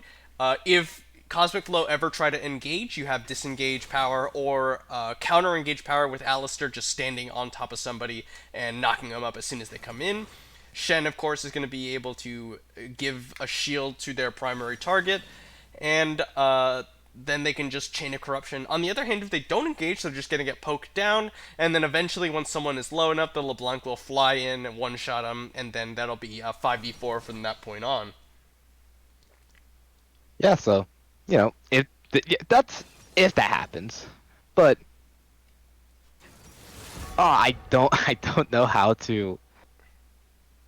I don't know what to say. This game is gonna be tough. This game is gonna be closer than what we've seen. So I want Cosmic Flow to not make the silly mistakes that they've done, because I think we can agree they've made mistakes that put them into big deficits. Yes, for But sure. And your Gotham Academy is doing a really good job reacting to like what opportunities they get. Shoot, based on what Cosmic Flow has blundered. I appreciate that Cosmic Flow are not just rolling over and dying; they're actually trying to make plays. But you gotta take the higher percentage plays than the ones you have been. yeah, I agree. Like they haven't given up. They've kind of recovered. They've gotten a kill or two back in response, and then they're just like, "Hey yo, we're actually going to go ahead and throw it right back to you guys." It's big sad whenever we see that, because Counterflow, they have the potential, and every time they throw their potential like right out the window. So Urgottem Academy, they can execute, they can maneuver, they can make the right calls and punish you hard. That is why they're undefeated. That is why they are on the brisk of winning it all here. Yep. So, we're just getting into the 3-minute delay before we finally get into game number 3. This could be it if your Gotham Academy is able to take this game. They will have swept not only the regular season but also the finals against Cosmic Flow. Cosmic Flow, like we said, needs to win the next 3 games in order to take the match win over your Gotham Academy. Cosmic Flow obviously have a lot of tenacity. They've made their way here as the number 3 seed after taking down challengers, Dirty Diet Boys, and then making their way through Mind Your Business. None of which were bad teams, like we said. They've all shown a lot of power, and Cosmic Flow, they're gonna need to channel all of it here in order to win the next 3. Yep, so if you have the energy, you better start sending it their way. Pigle now, he won't be playing a tank. He won't be playing someone that has to wait into the late game. He gets to play someone who has pretty good damage output and can actually beat a Shen if played correctly. But again, that's just theoretically. They're gonna have to play out of their mind to prove that this is the Cosmic Flow we know and love, not the Cosmic Flow that has been imitating that sea flow from before. Yeah. Uh, it's it's tough. I think that Dyslexic is gonna need to put more focus into that top lane than he has been previously. We've seen him put a lot of pressure into bottom lane. He dropped the Rift Herald bottom lane last game. He spent a lot of attention trying to get B-Pots ahead on that Vayne in game number 2. This game, I think it's a lot more about getting P-Clay ahead on this Aurelia, because that, I think, is going to be where a lot of your power comes from in this team composition. Schmallows, on the other hand, he kind of has several avenues to victory, and I think his best chance is to either try and counter Dyslexic. Diana and Shen do have a fair bit of brawling power between the two of them up against Aurelia and Lilia. But alternatively, you could go for a bot lane play. I think mid lane is like kind of a wash. You're never gonna be able to kill Galio between Diana and LeBlanc, so why bother? So Schmallows could also attempt to go bottom lane, but also it's Janna lane, really difficult to get successful ganks off there unless you set it up really nicely with American Daddy and Gothem's crowd control beforehand. Yeah, but I don't know. Like, it's obvious that she had, or I say she, that Dyslexic has to go to this bot lane. Uh, well, mid lane. Okay, mid lane is not exactly a wash. I don't think that That you is ever kill Galio between Diana like, and LeBlanc. well, you don't. You may not be able to, but it's the fact that there's the root. There's a lot of damage potential from the LeBlanc. Like, if Schmalos can get in there when Ishan is pushed up just maybe a little too much, that's an easy kill. So there is that, but at the same time, Ishan, he does have that way of escape, and Dope Nuker obviously has a way to stay close, but Ishan has to at least be wary that he's more than likely going to have the winning lane, but there's also someone who can punish you if you step up just a little too much in both Diana and LeBlanc. That is what's going to make it very dangerous. All right. And this is game number 3 between these two teams for what may be the final time. On the blue side, it is Urgottem Academy with John Morris here in the top lane on Shen, Schmallows in the jungle on Diana, Dope Nuker in the mid lane on LeBlanc, and in the bot lane, it's American Daddy and Gotham on Varus and Alistair. Yes, and on the side of Cosmic Flow, Picle will be manning the Aurelia. Dyslexic will be manning the Lilia in the jungle. Ishan will be the Galio mid and B-Pot, and Oath as the Ezreal Janna bot lane. And hopefully, they will show how and why they got into this big position that they're in now this game instead of what happened in the past two. Looks like just a standard 5-point from both teams. Well, not standard. Normally the Alistair would be the Alistair and the Diana may have swapped, but he did get a ward down, backs away, picks up his sweeper. We're gonna get a little bit of dancing in the mid lane there. Dancing. No, get the camera off of Gianna. We want to see them dancing. Come on. Directed cam, man. You gotta admit, watching the Alistar and Lilia just jam out, kind of satisfying to the soul. Yeah, it's a fun little start before we get into serious business here. Yep, and now no dancing is just gonna be aggression for the rest of the game. Doran's shield start from Ishan is I don't know if that's like super efficient. John Morris here and Picle just continuing to trade up here. I think Picle could potentially play more aggressive here because he's got corrupting potions running as well as the fully stacked Conqueror at that time, but opted to back away at that time. Though Picle hit level 2 Oh, first. Now he's gonna get a stun off on a John Morrisier. He's gonna have one more dash. John Morrisier looking to flash away. Picle actually has to flash out from under tower as well. I think he probably could have lived without flashing, but will opt to be safer here. But now a lot of control for Picle in that top lane. yeah, Picle just walked under the tower just that small bit. So obviously does use the flash just to stay safe. So good call there. Nice trade by both mid laners there. Urgottem goes in with the headbutt pulve onto Oath. A lot of damage goes down. Ignite used. Summoner Flash comes out as the heal from B-Pots will keep Oath alive. Turning a little bit of damage back around. American Daddy and Urgottem have really split here. They gotta be very careful because that's first blood from B-Pots with the Arcane Shift forward. Now Urgottem flashing away. There's a slow coming out from Oath, and the Arcane Comet plus Scorch will be enough. 2 for 0 in the bottom lane in favor of Cosmic Flow. Here we go. Yep, and B-Pots coming in clutch. They get too greedy down there, and what ends up happening is they get punished by B-Pots. We got a timeout. We got to pause. And again, this is exactly what happens in actually all 3 games. American Daddy plays so disrespectfully. He started Cull in game 2, he started Tier in this game, so he just loses straight up by not having the extra combat stats. Yeah, I mean, don't get me wrong. It's nice. It's obvious. Like he's like, okay, we can easily win this. But at the same time, when you don't have the damage output, the heal comes in. It's just like, well, American damn Daddy it also all. died with flash up. Did he?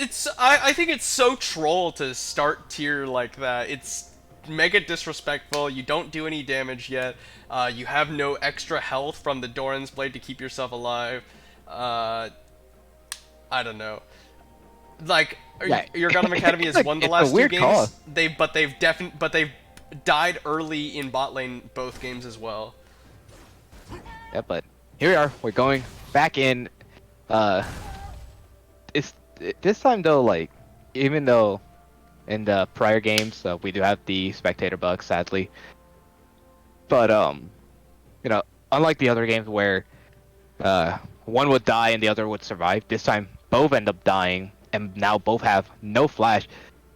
I'm surprised American Daddy didn't try to use heal Yeah. to like keep himself safe or to keep Urgottem safe or something, just to at least try and make it maybe a little more worth. But John Morrisier goes in for the taunt on the Picle, but he's gonna get stunned up. Picle pretty low on mana, but he does have a lot of damage, and the Conqueror fully stacked. John Morrisier goes aggressive at the worst possible time. I don't think he realized that he doesn't win those. Meanwhile, here we go. Coming in a gank from Schmalos to try and equalize this. Doesn't land the Q, so that will all be the only dash that he gets here. The Howling Gale from Oath roars across, and they will not get anything down there. yep, no flash, no ignite, no nothing being used, and that's just what happens when you have a Janna, when you have a Ezreal. You get slowed, you get phase shift away. The bot lane stays safe, and well, top lane was definitely a big oof there. Fair enough to say. I mean, at least I got the plating. That's nice to get. Alright, Picle teleports back up into the top lane to match that of John Morrisier. Gets a good stun off and will get a nice little trade onto him as well. You've got Dyslexic up here in the top lane, and it's a really good counter because Schmalos is here. A little bit of a misstep there. Schmalos dashes to Picle as an escape tool. But nice read from Dyslexic there to know that Schmalos is probably going to gank top lane, just sits in the brush there and make sure that that doesn't happen. Dofnuk are going to come aggressively onto Ishan. Ishan doesn't quite get the taunt up before he's able to shift back.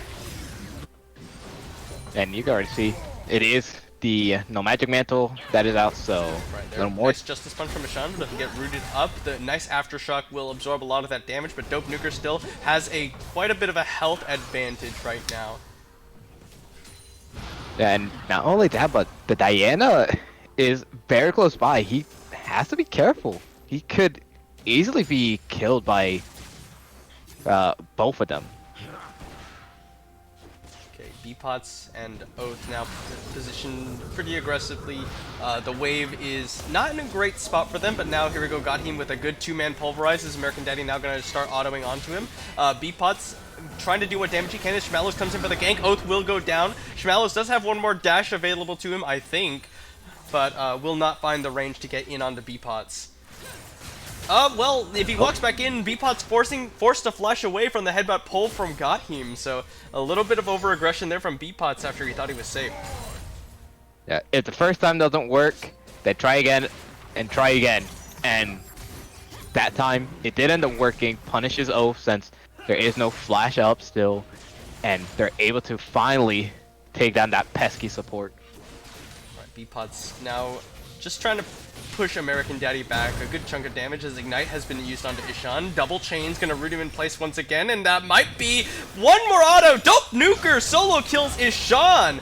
Now John Morris here going aggressive as now Gotham is stuck in a bad spot. Headbutt pulverizes forward, but that just means he's gonna die because he got killed. Ignite used onto B-Pots, but it doesn't matter as they're able to pick up 2 kills in favor of Cosmic Flow in the bottom lane off of a nice little play from B-Pots and Oath with some help from Dyslexic. B-Pot's actually poking down American Daddy early, a little early on, helped out so much for that gank, and because of that, they're gonna be able to get the dragon, and they're looking a lot better than they have in the past ones. As you said, solo kill as well is not a whole lot since Dope Nuker would definitely go nowhere near the three of them. Am I wrong, or did John Morris here solo kill peak lane top lane as well? Wait, he did. Wait, yeah. what? Before we like flew over to bottom lane, John Morris here had taunted forward, and peak lane had no mana, and took a tower shot. So a pretty big misstep by the top laner of Cosmic Flow when you had the lane one to just continue fighting not only that close to tower but with no mana. Yeah, and well, Ishan is trying to take something, but I don't the know reset, what that was. the reset was so bad for him there. Yeah, honestly, Peakley is taking tower shots right now. I don't think he realized this until just now. I don't think he cared. He just wanted the gold. Uh-oh. Howling Gale will look come at the across map. from Oath, but that's a level 6 American Daddy! Headbutt pulverize off of the Chain of Corruption as Oath is taking a ton of damage, but here's the hero's entrance coming in. Force the flash away from Gotham as Ishan goes aggressive. Gotham is taking a little bit of damage from Dyslexic. Not willing to throw down the ultimate from him, but he is just actually gonna die. Dyslexic dies with ultimate up. Yeah, I mean, the Stand United coming in, and then not only that, but both sides were just very confused, or not both sides, but the jungler and the mid lane not on sync as the bot lane was. John Mars here probably getting very irritated that the Ezreal keeps stopping his back, but you know, they're able to take advantage of the small miscommunication there, just because you see Lilia, she's like, alright, let's go on to Diana, but Ishan is stuck between ADC or jungler, so they're unable to capitalize off of that, what could have been a kill. Oath gonna get a slow and knock up onto American Daddy, and that's a free kill onto the AD carry of Urgottem Academy, just staying way too long. He knows that his Alistair's not there, so they just go aggressive and kill him. Really big disrespect from the bottom lane of Urgottem. Yeah, little surprising. Oh, Ishan now little going to bit be the surprised. aggressive, get aggressed on here. Taunt is going to connect, but Ishan is surrounded and just taken out in 3v1. Dyslexic and Peakley having to run out the top side. Rift Herald is probably going to go the way of Urgottem here. Yeah, and we do see on the map, Janna is making her way top, but I'll be quite honest with you. I don't know if a lone Janna is going to be able to stop them. Yeah, and now Godheim has found his way behind B-Pots. He's trying to bait out the Arcane Shift, headbutts it forward, Chain of Corruption lands as well. Arcane Shift is available, but he will go aggressive onto American Daddy. Sure Shot Barrage and the Summoner Heal is not enough to keep him alive, and he trades 1-for-1. Brilliant from B-Pots. Yeah, Beepot really just decided to give him the good old, you thought you were, that I was stuck in here with you, you're stuck in here with me, taking out American Daddy with the True Shot Barrage. And it's not even the Vars who gets the kill. Yeah, Piclay going aggressive as he's got his jungler here. That's the time you choose to use the sleep? Okay.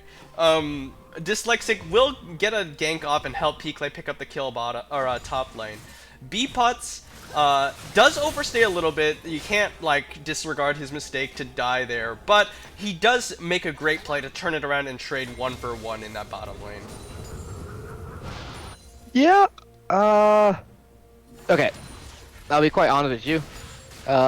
Very questionable ulti by Dyslexic there. Obviously, once Piclay got his ultimate out, that's a messed up headbutt pulverized, but once the Vanguard's Edge came out, it should have been, like, the ultimate signal to be like, alright, you got one ability off, let me go ahead and secure the kill. Instead, Dyslexic ends up taking it.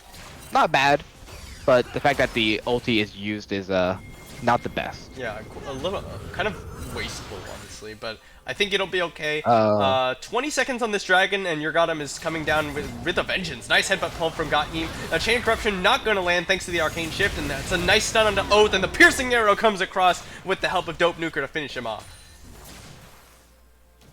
Yep, and just like that, the support does end up falling right before the dragon, so that should be a pretty free Baron here. Dragon. And Baron. Dragon. Yeah, B-Putz is putting a lot of damage onto American Daddy. True Shot Barrage! B-Putz is insane! Just throws out Qs over the wall, basically blind, and then he predicts where American Daddy's gonna go, trying to retreat and lands the True Shot Barrage. Nice kill off of the back of that. Yeah, I guess American Daddy forgot he started with the weaker build, and this should be an easy solo. I don't think. Not under tower here. John Morris here getting a taunt off, and now Ishan gonna get chained up here. He'll be okay. Yeah, I mean, in the top lane, they do have to be careful with Vanguard's Edge now being back up, and since the top laners, they have shown that they like to fight, could potentially, I mean, another fight is brewing, but what they don't know is that the Diana is around. Yeah, Oath and B-Putz are quite powerful right now. Schmallow's coming up to try and get onto Piclay. Vanguard's Edge misses, but here comes the teleport from Ishan. Hero's Entrance going to be channeled. Piclay is just trying to heal through it all, but he does finally go down. Ishan, does he have the damage? He cannot finish off John Morris here, but Dyslexic's here, and he will help him out. That'll be 2 kills going the way 4-1 in favor of Cosmic Flow. Yeah, and not only great Howling Gale. Yeah, great. That was probably going to be death if he did not use it at that time, but if you look at the Herald is very close to expiring, and not only that, 14 seconds will smite it to death. Low, a big overstep once again, but the True Shot Barrage coming through doesn't quite finish off American Daddy. Very low HP. Yeah, they were out of there, and then Oath walks back up just for a little bit of attempted Howling Gale damage and dies for it. Now Dope Nuker is going to find B-Putz coming forward. The Ethereal Chain's going to land. Godheim is almost in range for the headbutt pull. Arcane Shift away from B-Putz, but the Stand United comes out onto Godheim. A teleport coming out from Piclay, but B-Putz is already down, sniped by the Piercing Arrow.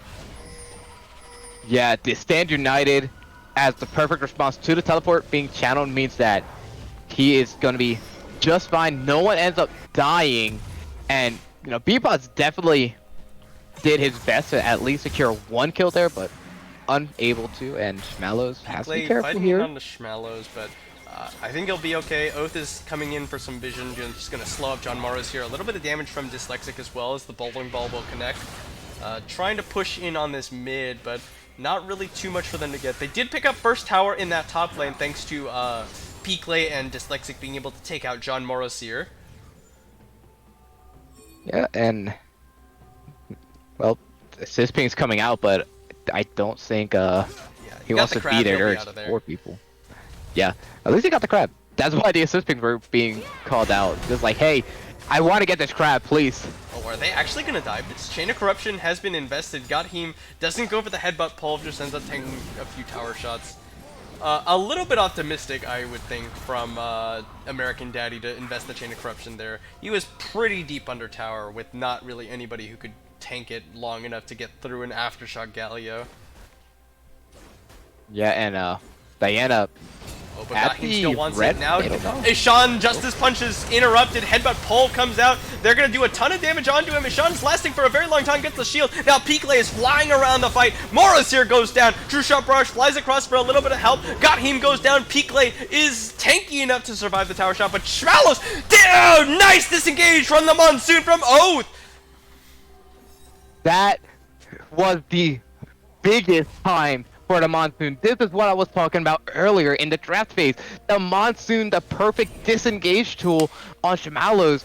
He goes in, simple. Monsoon ultimate hits no one, and everyone gets away scot-free while they take out 2 people.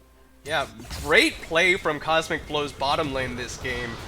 B-Pots and Oath are just on top of it, but in spite of all that, they are going to lose this mid lane tower, evening up the tower count and putting themselves at a 2k deficit only for Urgottem Academy.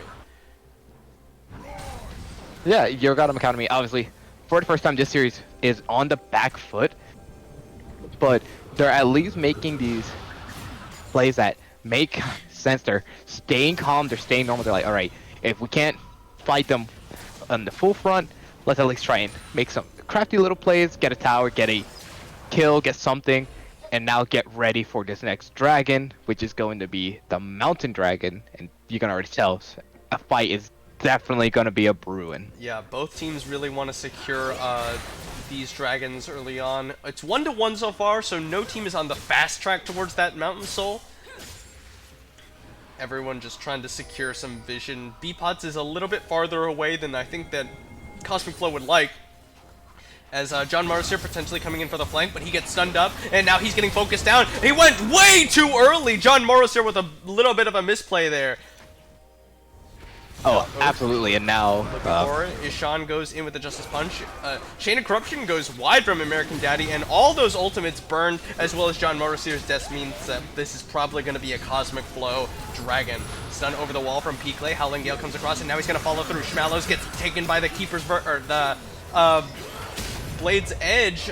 Schmalos is going to smite for some health. True Shot Barrage is good as well from B-Pots, and now they're backing away, but Oath is here. He's going to go in for the ultimate onto Oath. He gets the stand united. They headbutt Pikley back into the tower. Monsoon is not good enough. It doesn't disengage anything. The taunt comes through, and a little bit over-aggressive from Oath and Pikley. Yeah, the over-aggression, thinking that they could at least try and get this extra kill, but instead the stand united coming out got him as well there to help out. They're able to secure 2 kills, and really this is an over-aggression that doesn't have to even happen. They're already ahead, so now they end up giving that over. It's not like it's the biggest thing in the world. Obviously there's still the big bounty onto the Lilia, but the fact that they got aggressive at that point in time is very surprising. Yeah, just unnecessary deaths there, but it's okay. They had already gotten the dragon. B-Pot's building towards the Frozen Heart option for himself. American Daddy gonna just put a little bit of damage onto Ishan. I wonder if the Frozen Heart is particularly good. You do get the armor value against the poke from Varus, so I guess that there's that going for you. And, you know, attack speed debuff for the Diana is also never that bad. I guess this is kind of okay, but you're not getting a whole lot of armor value against Diana and LeBlanc.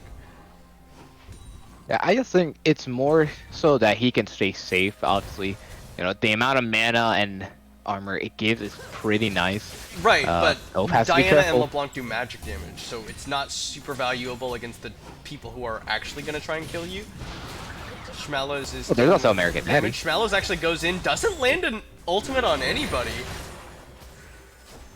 That one where where Schmalos just typed into the chat, like, my bad, I meant to actually use that on the Krugs.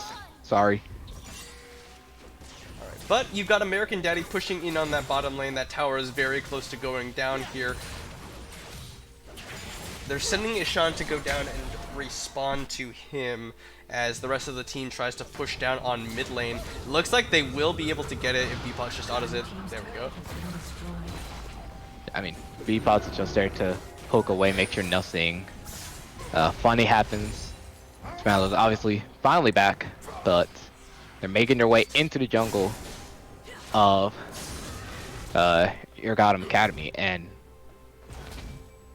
they could potentially...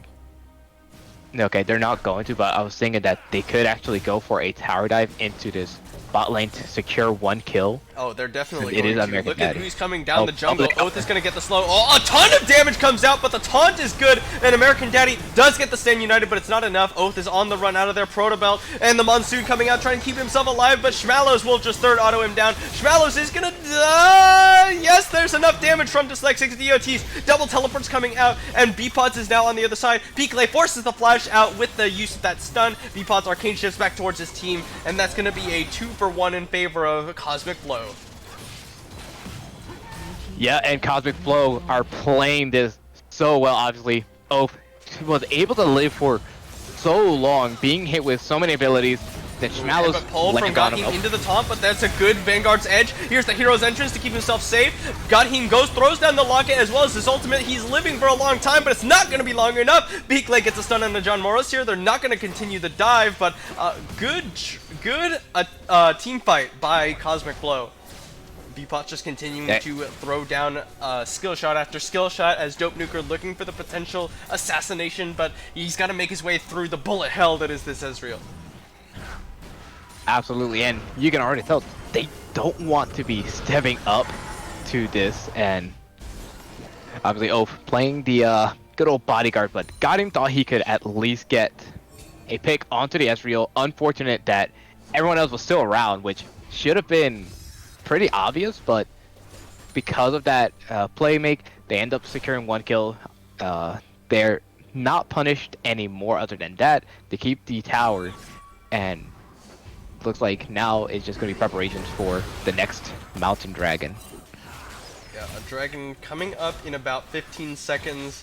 They don't want to give match point over. Peakley's coming in the wrong side. He's surrounded by the members of Urgottem Academy. A pretty big throw there, but a nice flash forward. Dyslexic sleeps 3. True Shot Barrage doesn't connect, but Schmallows goes golden after his ultimate. But Beepots with a nice arcane shift away, and the Monsoon keeps him all topped up. Double kill for Dyslexic before he goes down. Now Beepots is going to show who's the better AD carry in game number 3. Dope Nuker's the only one alive. It's 4-for-2 in favor of Cosmic Flow. Yeah, and the jungler and top lane end up falling again. It's a miscommunication there in this top lane where Peakley's like, don't worry guys, I'm on my way, because they're trying to collapse onto American Daddy. However, American Daddy ends up staying alive, and again, it looks like there could be a disgruntled fight where they could actually win this one, but instead, a beautiful 4-man sleep? Was that a 4-man by Dyslexic? Yeah, I think it was 3, but really good nonetheless. Like, it was onto the main people that would be trying to hurt. So, immediately, so much damage coming out. We have the pause as well, so we can full on take some time to see exactly what is going on. Yep, alright. Taking stock of this game, Cosmic Flow looked to be very much in control this one. They're at Soul Point, then the 4th dragon will be spawning for them potentially in 4.5 minutes. They're up, what is this, 4,500 gold, 3 towers to 1. This is looking like a potential comeback starter for Cosmic Flow if they're able to close this one out. Yeah, I mean, Cosmic Flow, they have a pretty nice lead. Obviously, the 4K gold lead over them. Right now, they have a lot of control, a lot of power. And even though Peakley has not gotten the kills, he's been such a big help along with Dyslexic. And this is the kind of team that they needed in the first 2 games. And since they got the Aurelia, since they got the Lilia, you could see just they're very confident. They're good. They know exactly what to do, and when they don't make the silly mistakes, they can fully compromise and give the Urgottem Academy the biggest trouble that we've seen. Yeah.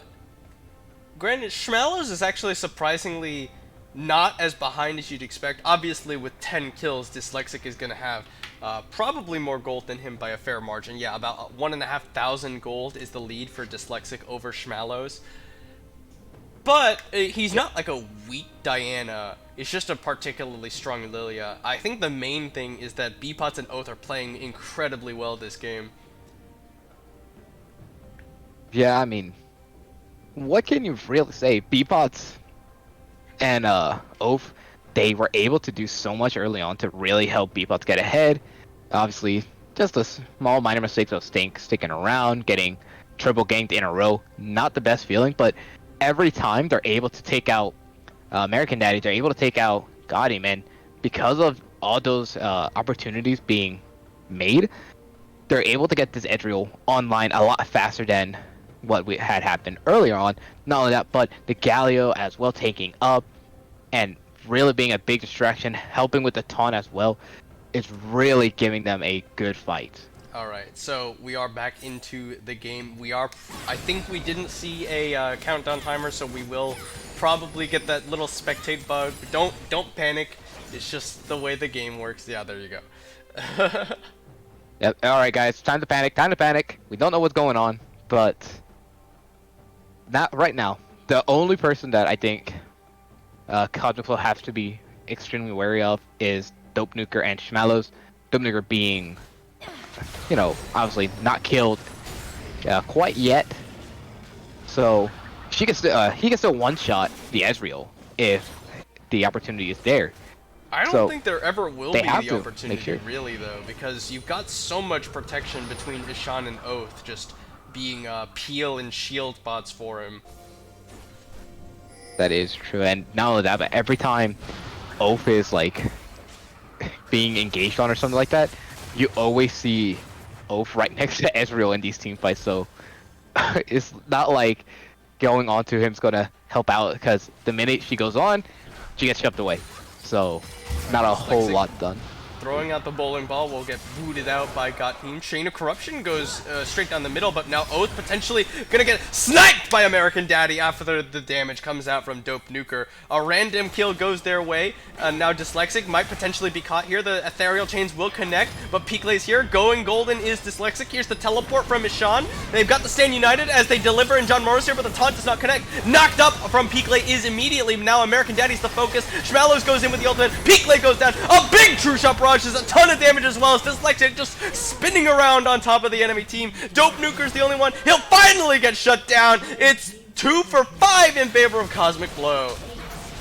It looks like a fight that Urgottem Academy could take, but instead Cosmic Flow end up rallying big. Dyslexic even staying alive, and that's who they were aiming for.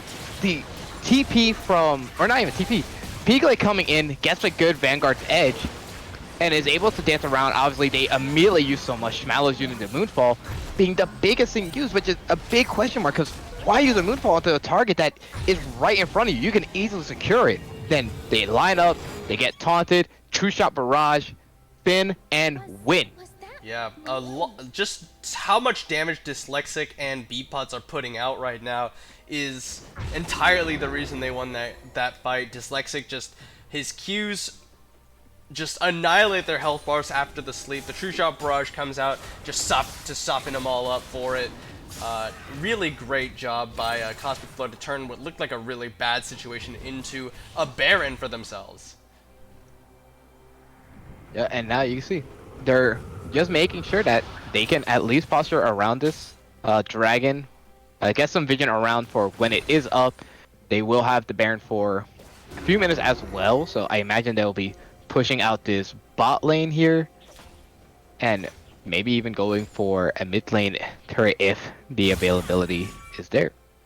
Yeah, experience discrepancy in this game. Dyslexic Chain of Corrupted up by American Daddy. Schmallows goes in, pulls in Dyslexic. There's the shutdown onto the jungler. Now Beepots is the focus, but he'll go golden as Beepots channels the True Shot Barrage just a little bit too early. Big taunt coming out from Ishan, but it only gets one. They've got the stand united from John Morris here. Flash down on the Beepots, and the Monsoon is not enough to keep him alive. Howling Gale comes across. There's a 3-man stun from Peaklay, but it's all he can do to keep his support alive.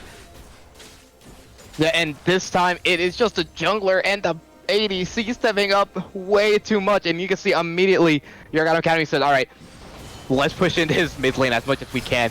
Maybe take a turret if possible, but with these Baron-powered minions, it's gonna be just maybe a little too tough to get Look at the tower.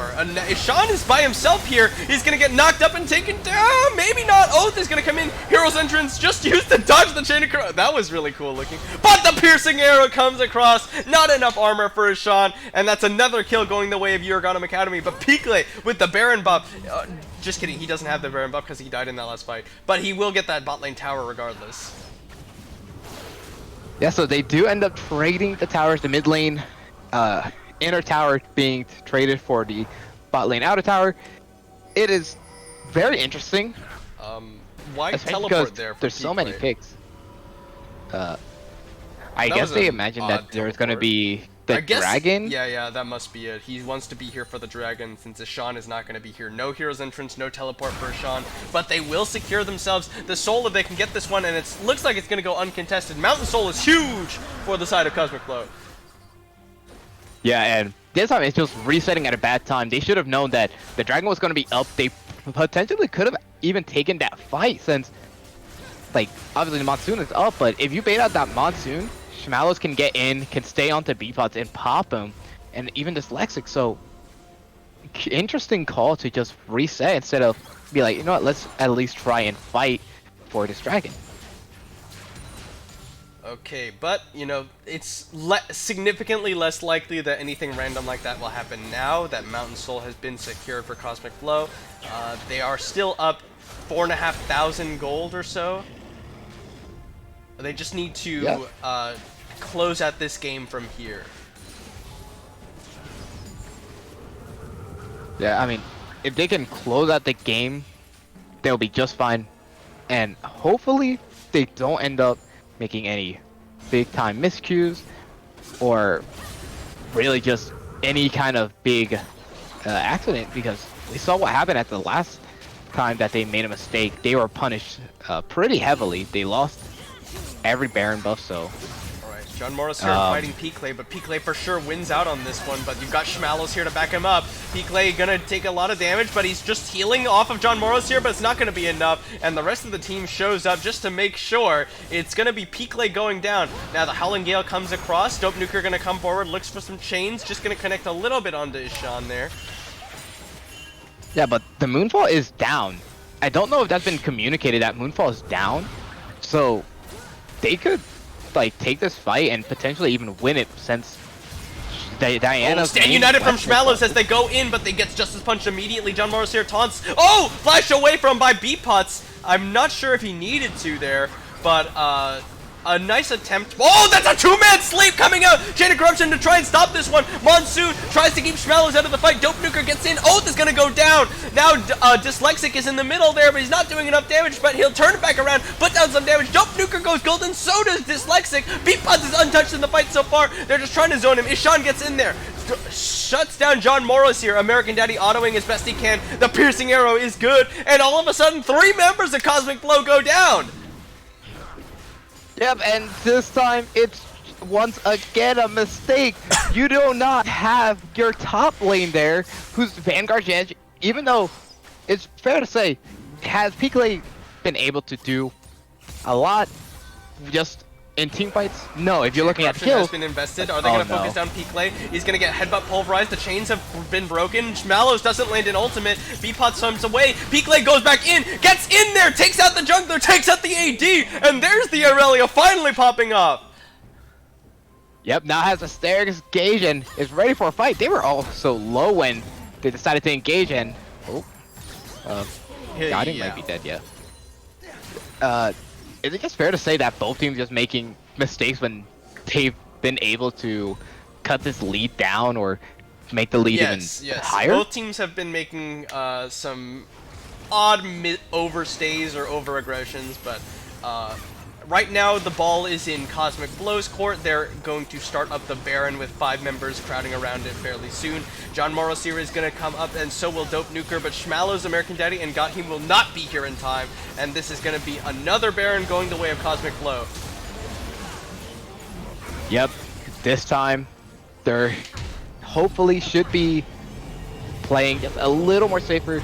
If they end up dying like that again, you already gonna know, like, there's gonna be a lot of question marks, like, why do we keep doing this? We keep allowing them to stay in this game. Yes, it's a 6k gold lead, but obviously they've shown, Urgottem Academy has shown that if they just wait for the opportunities to just roll on in, the mistakes happen and they can really get back in and win. Okay. So now, Elder Dragon not up for a minute and a half, but looks like they're going to try and set up early for it. Peakley going to get jumped on by Schmallows, but he's got Oath here. Peakley actually might be okay here. Good 3-man Howling Gale from Oath. Here's the hero's entrance going in onto Peakley, and Schmallows is separated from the team. Sand United gets in on there. Schmallows goes back in, but he doesn't have the ultimate. Monsoon to disengage the fight, and Oath gets taunted up. Beepot's going to get caught by the Chain of Corruption, so will Dyslexic, and the first kill of the fight is Oath, but that's a big damage from Dyslexic coming out. Headbutt Pulverize comes out. American Daddy taunted up and taken down. Beepots jumps over the wall with the Arcane Shift, and once again, Dope Nuker's the only one alive. Yeah, man. Top laner and the ADC that come in clutch, and right now, Dope Nuker's just saying, like, guys, what are we doing? I'm not there. I can't assassinate. Alright. Dope Nuker gonna just chain up Peakley as he tanks tower, but the tower will fall now. Dope Nuker just doesn't have the damage to really get in there and kill anybody. Their team is just too tanky. The Demonic Embrace for Dyslexic is in so much value, as well as that Verdant Barrier, giving him the magic resist against Diana and the LeBlanc. Yeah, and you can tell those are the only two that they seem to be mainly afraid of. There is more damage coming out from the Varus now, since he does have the Sorello's Grudge, but you know, even with the Dustblade, even with for the Elder Dragon, and this is probably just gonna be theirs. They got it, but there's no way they even make it here in time. Oh yeah, yeah. Once they get this, it's over. They could just split push, or they could just push it in mid and just force a fight and win it. Yep. 5 members with Elder Dragon means that no team fight win is very likely ever, basically. Yep, and for some reason, Diana heading over to the blue buff. Yeah, this is Diana, a little creep if he gets caught here. Looks like he will. Oath is going to find him. The Howling Gale is going to come around across and cut off his path. The rest of the team is now just starting to close the gap onto these Nexus towers. I mean, the fact that Oath was just willing to step up and be like, come on, let's fight. Let's 1v1 right now. Yeah, Me and you. Goes aggressive in onto Oath. Justice Punch will make sure that the Ethereal Chains do not connect. There's some damage to Sand United from Schmallows. He uses the ultimate and doesn't land it on anybody. Peakley just autoing onto the tower. Guardian goes in with a headbutt pulse, but only knocks up one, and there's no follow-up. There's the Vanguard's Edge coming in. Dyslexic flashes in. Doesn't get a huge sleep off. It's only one, I think, but the Howling Gale is good. True Shot Barrage, they headbutt in. Beatbots is on a killing spree as the Elder Dragon's just biting everybody's heads off. Dyslexic goes golden into the fountain. It's gonna be good. That's a lot of damage. Beatbots flashes out from under the Nexus fountain, but it will be game 4 going the way of Cosmic Blow, and finally, they answer back. Yes, Cosmic Flow answering strongly, and this is what we've been waiting on. Beepots showed up, showed out, and they're able to pick up the victory here in Game 4. Game 3. Or Game 3, they're going into Game 4. Yeah, we're going into Game 4. See if Cosmic Flow are able to complete the reverse sweep, or if Urgottem Academy will be able to take it in 4. We're going to take a short break while we get into that one. Thanks for watching, everybody, and we'll see you in just a few.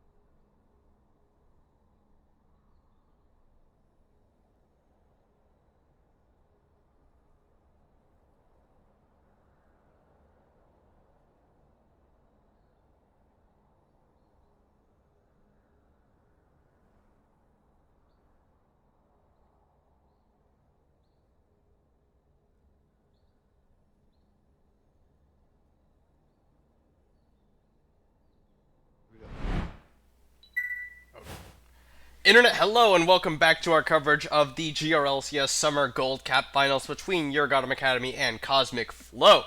We are getting into Champion Select for game number 4 after 2 quick games, very quick, in favor of Urgottem.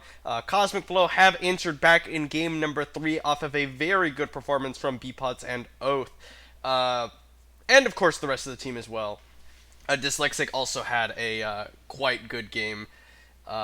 We are going to, let's see, Tristana and Lulu, once again banned away by Cosmic Flow. This is basically exactly the same on the side of Cosmic Flow, but in Urgottem's side, they're deciding that the Lilia and the Galio are worth banning rather than what they'd been banning up to this point. They will, of course, keep the Mordekaiser ban. Yeah, I mean, Dyslexic and Ishan were demolishing with both Lilia and Galio, so they go ahead, ban him away. They just don't want to deal with it. Obviously, Urgottem Academy going to lock into Caitlyn. Had a pretty good game when they had her, but now the Diana and Ezreal immediately locked in from C-Flow. Yeah, this is really good by Cosmic Flow. They take away the Diana that was super impactful for Urgottem Academy. Not only that, but it's also a very high priority jungler, and they get their very comfortable Ezreal pick. I'm very curious about this Caitlyn first pickup for Urgottem Academy. I guess they don't want to show too much, but at the same time, you've given over jungle priority to Cosmic Flow. I guess Xin Zhao is also... Whoa! Uh, is that Okay. Zach? Are we Yeah. seeing a Zach on the Rift? Okay, I'm very excited to see that.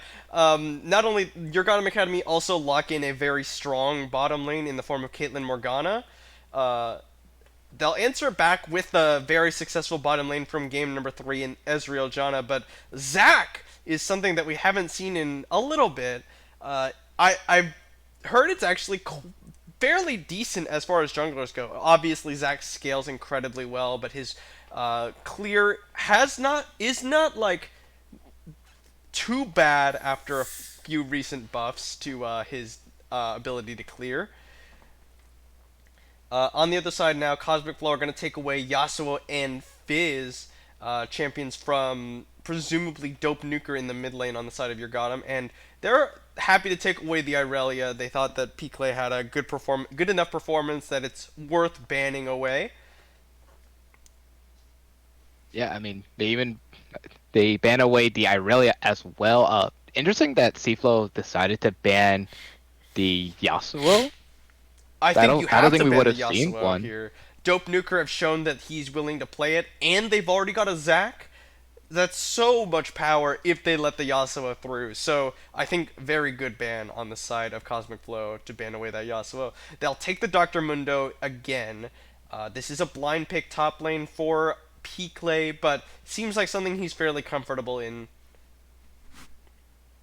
Yeah, I mean, you get the Mundo, and there's no Kent for him to really worry about. So I guess, for him, no one can really beat him if there's no Kench. Interested to see what they end up picking here. Either going to be, it's going to be both the mid lane and top lane, and it's a Yone All right. coming out. Took away the Yasuo, they let through the Yone. In my opinion, I think Yone is easier than Yasuo, and almost as good in terms of just his damage ceiling. So I don't hate this at all. And Urgot would be interesting on the top lane for Urgottem Academy. I think that this might make them too, and Aatrox kind of has the same problem. I think they're too heavy physical damage in their damage profile. I guess Yone does a fair bit of magic damage actually as part of it. And then Zac is magic damage. It's not particularly high, but I guess you have just little residual magic damage in Yone and Zac that maybe it's worth it.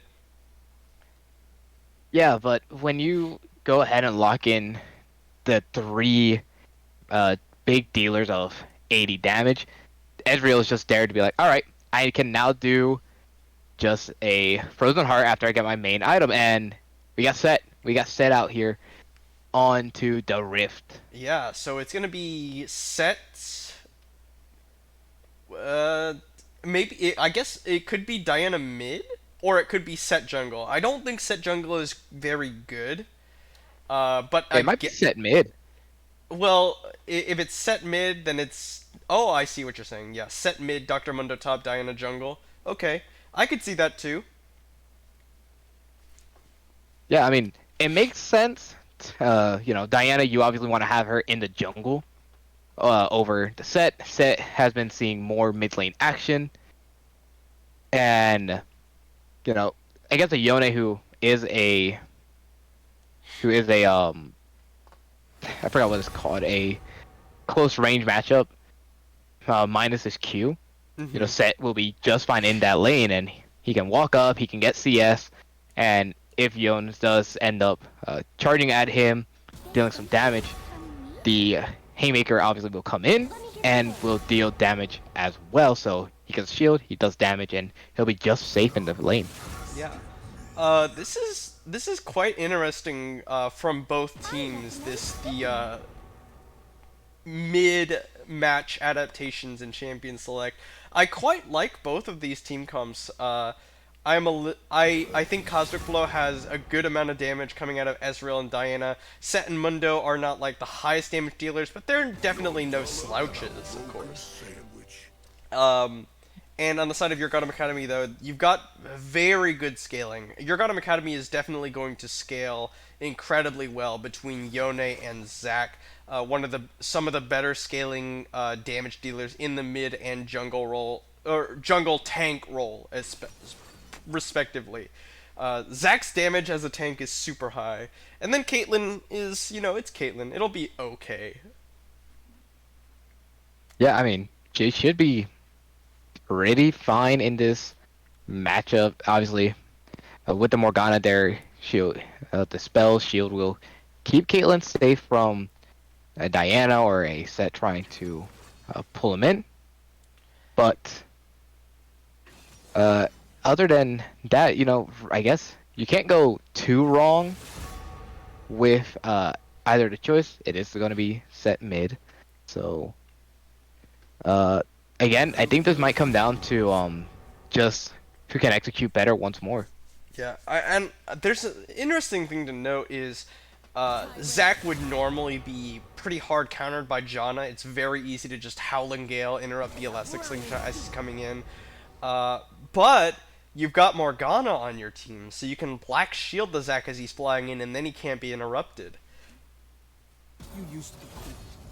Yeah, I mean, once that Black Shield comes out, you can't use the Diana ultimate exactly onto her, but other than that, Beepots will have still a free damage there. I guess really Morgana is just gonna have to keep the Black Shield for any ganks. That's really the only thing I can see how that Black Shield being used for, other than the tornado from Janna. Yeah, and I don't. Oftentimes, you can't really afford to use Howling Gale aggressively. It's pretty hard for Janna to Howling Gale as she's moving forward towards you.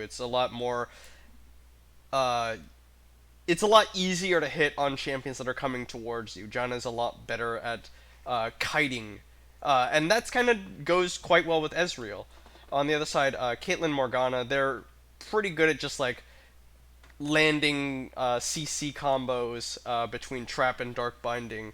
You step on one or you get hit by one, the other one's going to come down right on top of you, and you're going to cry because you're going to get headshot like 3 times. Yeah, I mean, you just get headshot, headshot. Oh, by the way, here's a ace in the hole to really secure it.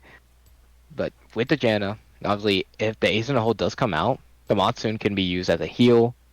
So the bot lane will particularly be safe no matter what, and it's just gonna come down to the rotations. And I imagine both Set and Peakley, or both Ishan and Peakley, are gonna be taking the teleport, while Dope Nuker, I imagine, would be taking Ignite. So I imagine they'll have the better rotations, they'll have the better chances for engagements and ganks. But other than that, if if you can't get a lead through the lanes, you have to try and get a lead through just CS. This is just going to be a boring matchup. This is going to be boring to watch. It's going to be boring to sit through. Let's be honest. All right. I'm interested to see how jungle goes here. I want to see how Shmallows weathers this because he definitely has the lower priority jungler in the form of Zac versus Diana. Will his lanes be able to help him out? Will he be able to just like outpath and avoid dyslexic coming in on him? We'll see. We'll see. I like Zac as a champion. I wish he were a little bit more. I wish he were a little more enticing for more players to play.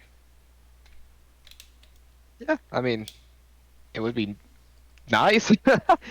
I guess that's really the only thing that comes to mind. Like, other than that, I guess Shmallows and Dyslexic is just the one thing to watch. Who can really stay ahead over one another. Yeah, and I think for dyslexic, if there was a game for him to really focus up and go farm very optimally, it would be this game because you have what I think is the faster farming jungler in the form of Diana. Schmallows is the one who's going to have a lot of pressure on him to gank once he has enough points in the elastic slingshot that he can actually clear distance with it.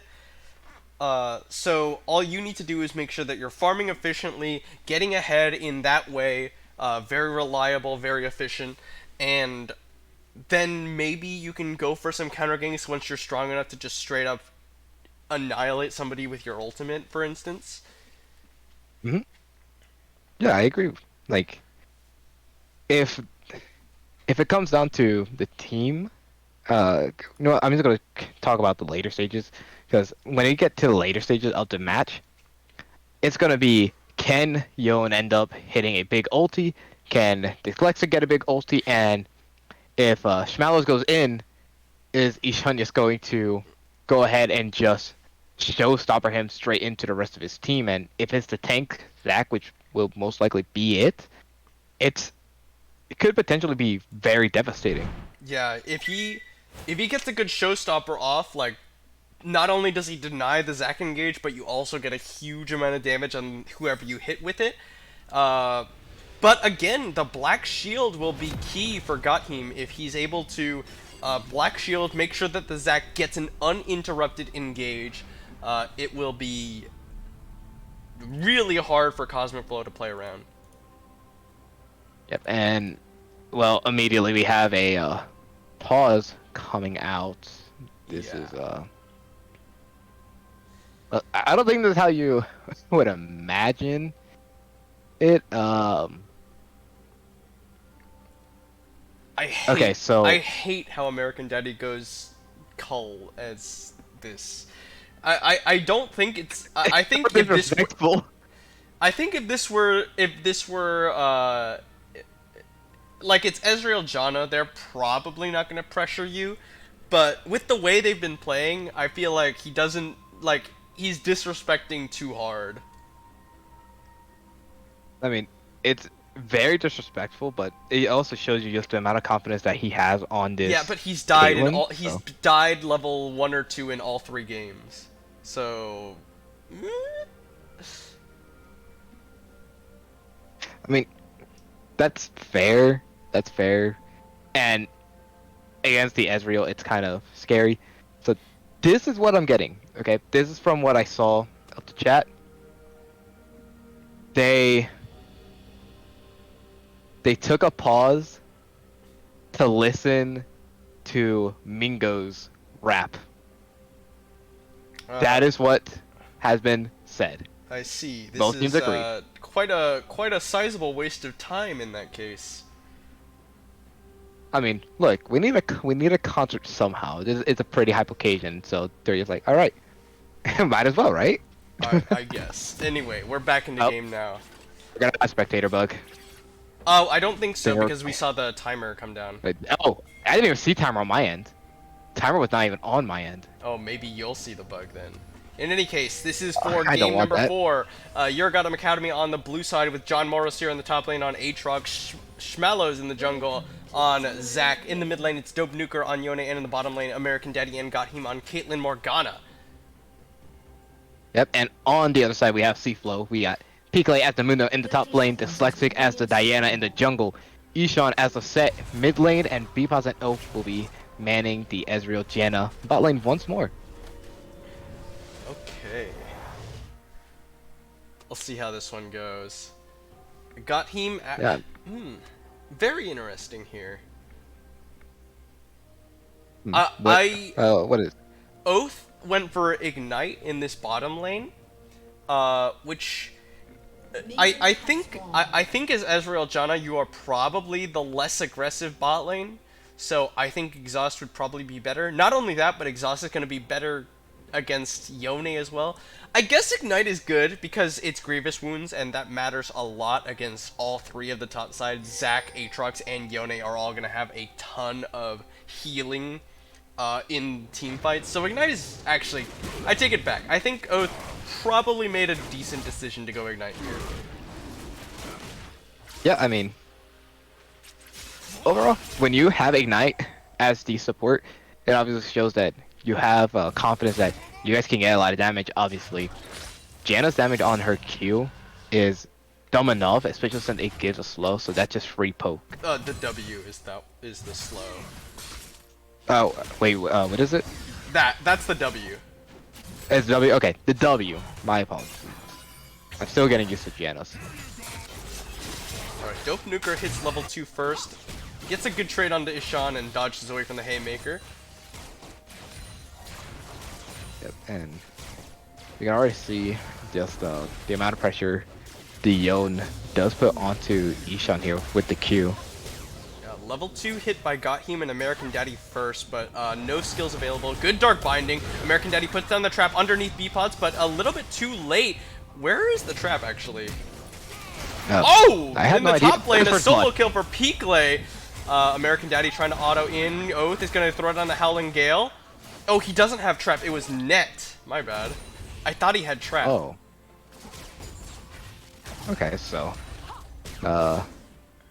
interesting. The Ignite was used, thinking that they could at least pick up 1 kill, but no such. Yeah, and Peapot's was forced a little bit back. Pikley with a nice little situation for himself, getting that solo kill. Now Oath needs to be a little bit careful here.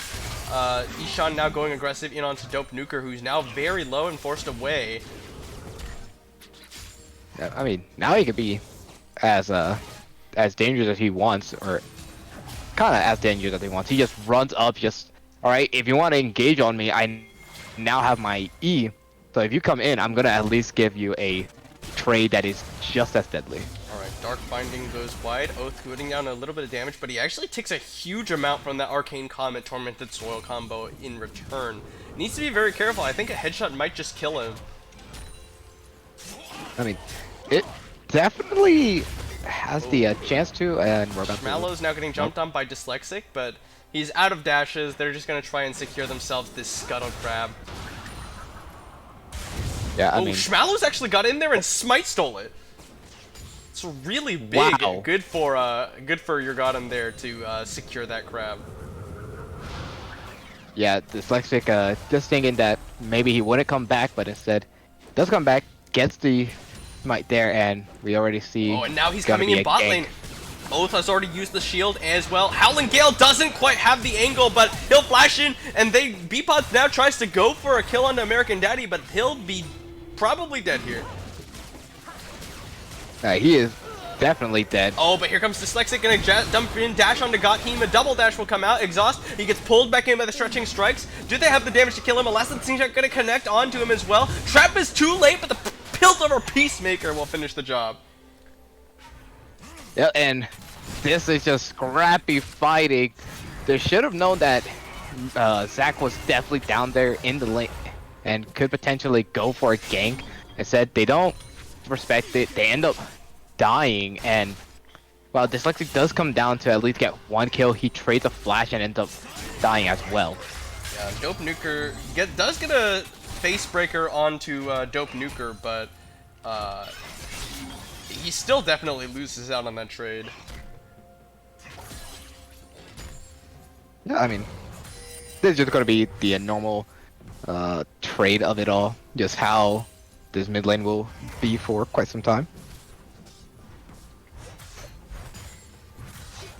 Other than that, I think we just have a pretty easy time being able to cast the rest of these games, or the rest of this game, until the later stages where a lot of team fights will start breaking out more and more.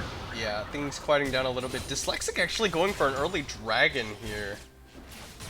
I think it's fine to go for dragons, but this is a very odd time to do so with your Raptors, Wolves, and Krugs all available. I guess this is the time when your bot lane does have the most priority, so I guess this is okay. John Morris here going aggressive. He does have level 6 over P-Clay, who's only level 5. Gets a nice pull in. I think John Morris here could have played that a lot more aggressively than he did. Yeah, I didn't realize there's the Bramble Vest already built for P-Clay. So, you could actually maybe even take a fight with him now and win it. Dyslexic might be in a bad spot here. Schmallows is in the area. Beepot's and Oath on the other side. The Scuttle Crab is the target for Schmallows, I suppose, knowing that the dragon has already gone the way of a Cosmic Flow. Yeah, I mean, there's really not much that they can channel. Dope Nuker going in aggressive, gets the knockup onto Ishan. Elastic Slingshot doesn't quite have the range, but the stretching strikes will pull in Ishan, but he's already forced away by his own E. There's the ultimate coming out. He's gonna get showstoppered into the tower, but it's not enough. Schmallows gets a kill onto Ishan on the gank.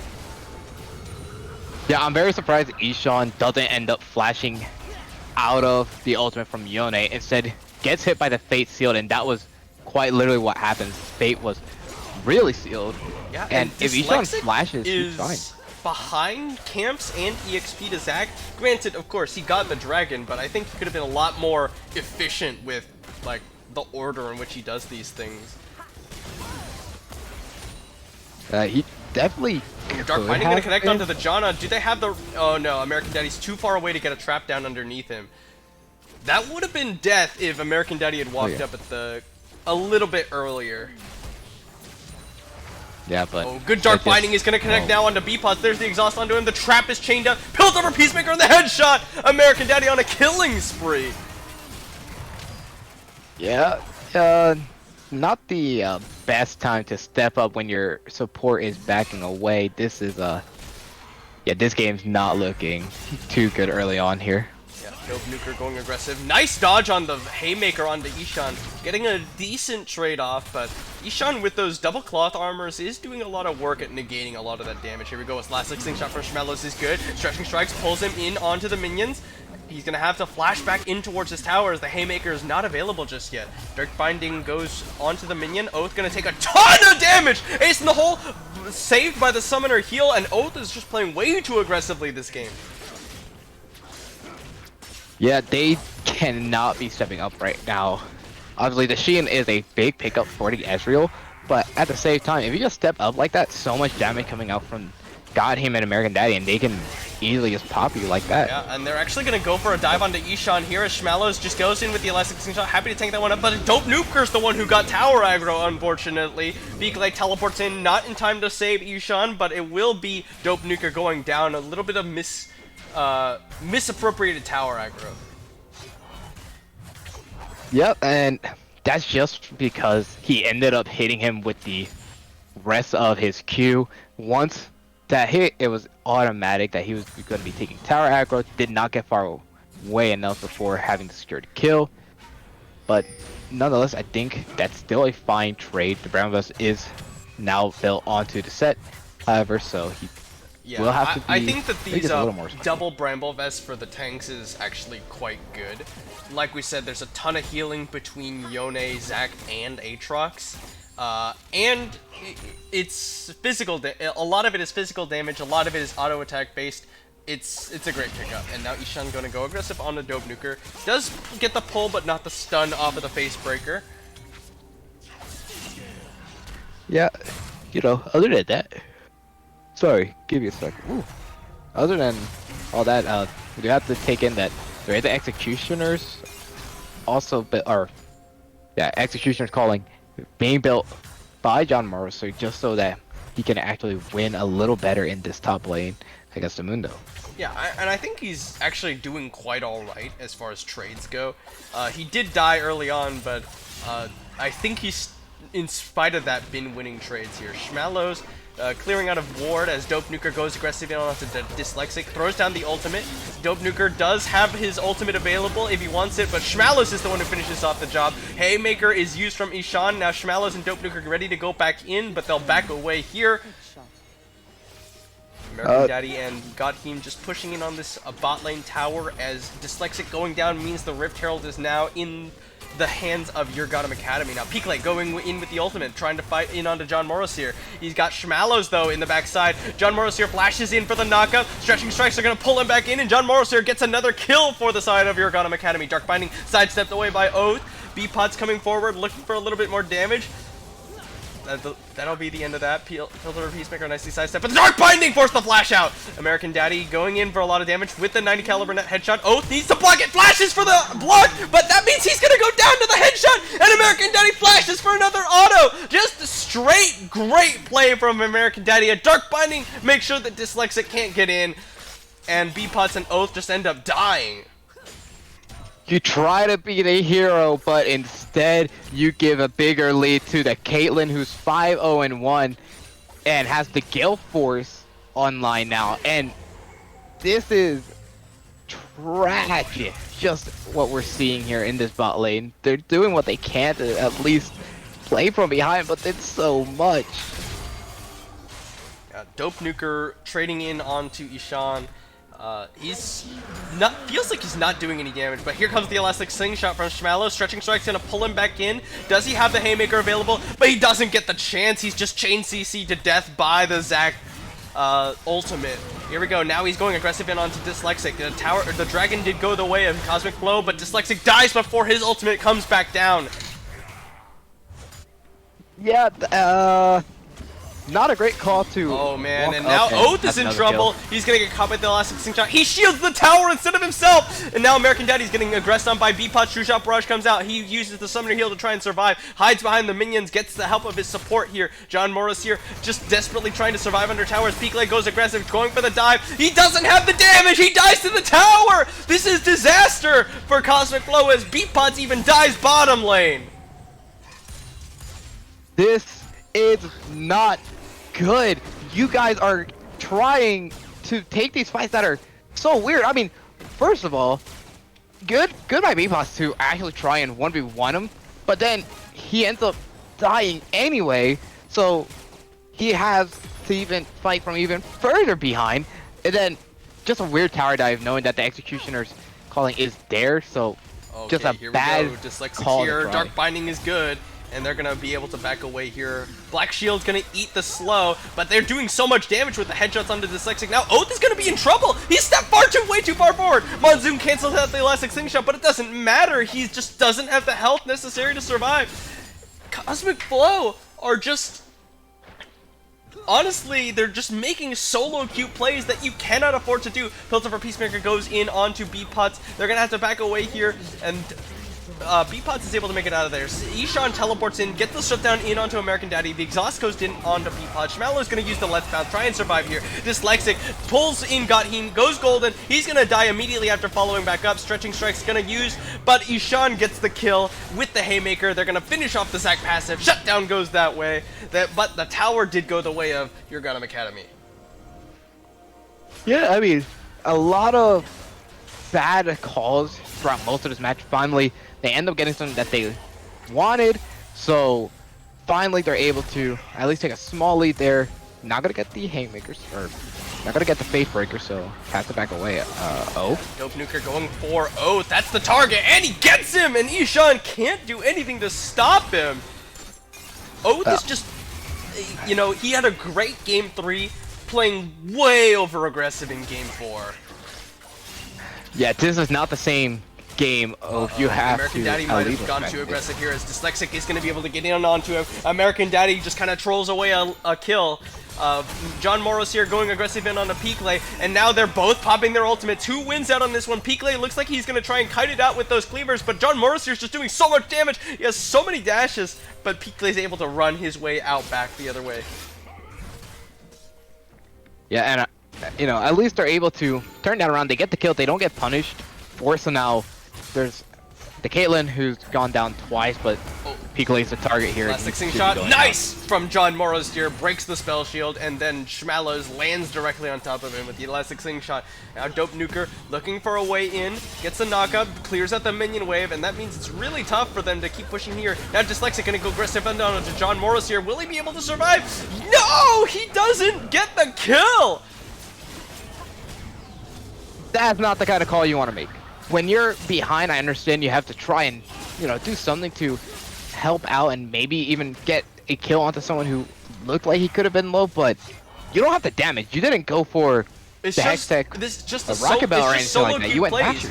Cosmic Flow are just making solo queue plays in this game 4, and it's not working out for them against Urgottem Academy. Yeah, I don't understand the amount of missed calls that they're making here. You know, obviously they have a lot of ways to still get back in and win it, but they have to try and weather this storm that has gone from being like, you know, they could obviously be just fine, but they have to now survive this. Okay, American Daddy is gonna see Dyslexic on his way in, just throwing Piltover Peacemaker his way. Dragon coming up in 15 seconds, and this might be the win condition for Cosmic Flow given how far behind they are. If they can just secure this and the next Dragon, it will be a Dragon Soul for them. The sad thing is, it's Cloud Soul, which is not combat stats, which is what you need right now. The movement speed isn't going to do anything for you when you can't do any damage. Yeah, I mean, at least Binding. with this, they get Diana ulti more. Yeah, oh, here we go. Schmallows with a great engage, followed up by Dope Nuker with his ultimate. Dark Binding is just going to keep the Diana stuck in one place, and they're just annihilating Cosmic Flow. Soul Shackles comes out, Pikley flashes over the wall, B-Pot's now in a bad spot, having to run back in towards the enemy team. Ace in the hole going to come out, B-Pot's just going to die in, die with honor, I suppose. John Morris here chasing away the top laner, gets the kill up in there, and it's the ace for 0 in favor of Urgottem Academy, plus the Cloud Dragon, rather. Yeah, and this is going to be a 10k gold lead now, and what they could definitely do here is just take the Clouds Dragon, head up, and then take Herald. Obviously, you get that first turret up there, and then you just go ahead and just finish this game, because right now, they are so far behind, and if they just go ahead and push to end like they did in their second game, they definitely can. They have more than enough power to do it. Alright, Dyslexic about to face check in. Dark Binding gonna connect from Urgottem, and that's just gonna be an auto to death from Dope Nuker as Dyslexic dies once again. Wrong jungle. I know early on it was yours, but right now, this belongs to the entirety of Urgottem Academy. Alright, Oath is just clearing out some vision, trying to get some backup here as Pikley is in the area as well. Dope Nuker's level 12 to Pikley's level 10. So is John Morris here. Pikley gonna not get pulled in thanks to the Dr. Mundo passive, and he'll get a shield to rush him out of there. But the Dark Binding gonna connect from Urgottem. Elastic Slingshot comes out from Schmallows. Do they have the damage to kill him off? Shirelia's popped to give him the movement speed. Now Urgottem gotta run out the other side as V-Pods is on the pursuit. Schmallows is a big tanky Zac, so he'll be able to tank up as many Mystic shots as V-Pods has to offer. This is starting to get very scrappy, even more scrappy than it was. John Morris here actually has walked way too deep. Dyslexic just gets a free one for him, but Dope Nuker is going to finish off Oath with the pullback. Got him too far forward! Dies! Gets picked off by Pikley and Dyslexic. True Shot Barrage going to be used to try and snipe out Dope Nuker. The Rift Herald is going to be escorted into this mid lane by American Daddy and Schmallows, but come from behind is Dyslexic, but he has no flash and no ultimate.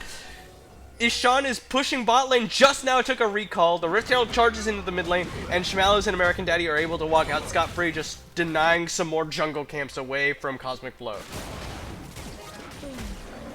Yeah, and this is you know, they are at least getting nice bounty off there, and obviously, you have got him stepping up just a little too much, trying to secure the kill onto B-Pots, but is unable to, ends up falling because of it, but gold lead still stays the same at the end of the day.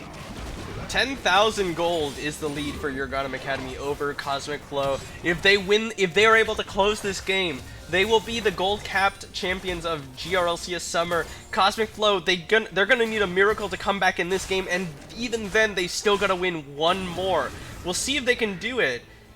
Looks like Ishan might be the target, as you've got a good number of Urgottem Academy walking down towards him, he collapsing in his direction.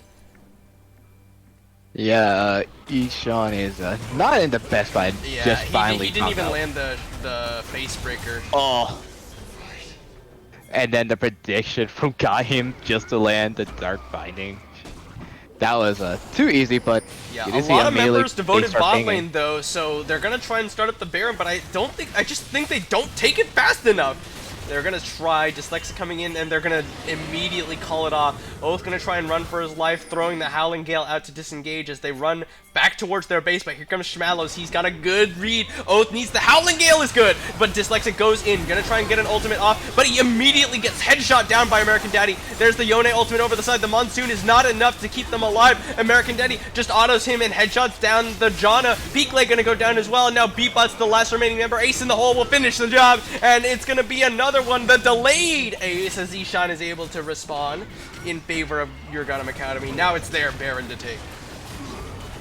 Yeah, and right after they get this, they really can just get just a little bit more items. Once again, American Daddy can finally sell this coal, and then really they could just go for an end here if they so choose to. There's so much of a lead, and I think it may just be too much for Cosmic Flow to fight out of. But Caitlyn's second built on Lord Dominic's. Yeah, I quite like that actually. Two plated steel caps, 2 bramble vests. It's also just a really efficient item. I think that's perfectly fine. It is. It absolutely is. And but I'm just pointing out, like, the Caitlyn, instead of being like, you know, I could wait to get the LDR for like a third item, just straight on goes like, here we go. Okay. Dope Nuker looking for a way in here as John Morris here actually somehow got behind them all. Dyslexic gonna try and sidestep the Dark Binding. Soulshack is gonna come out. The Gale Force comes forward from American Daddy. The flash knockup from John Morris here will secure the kill onto Dyslexic, and Peakley is just on the run out. John Morris here just going hard. Here's the Howling Gale coming out from Oath. The Ignite used onto John Morris here to make sure that he doesn't heal through it all. Gore Drinker will keep him alive a little bit longer, but Beatbot and Peakley are eventually able to take him down.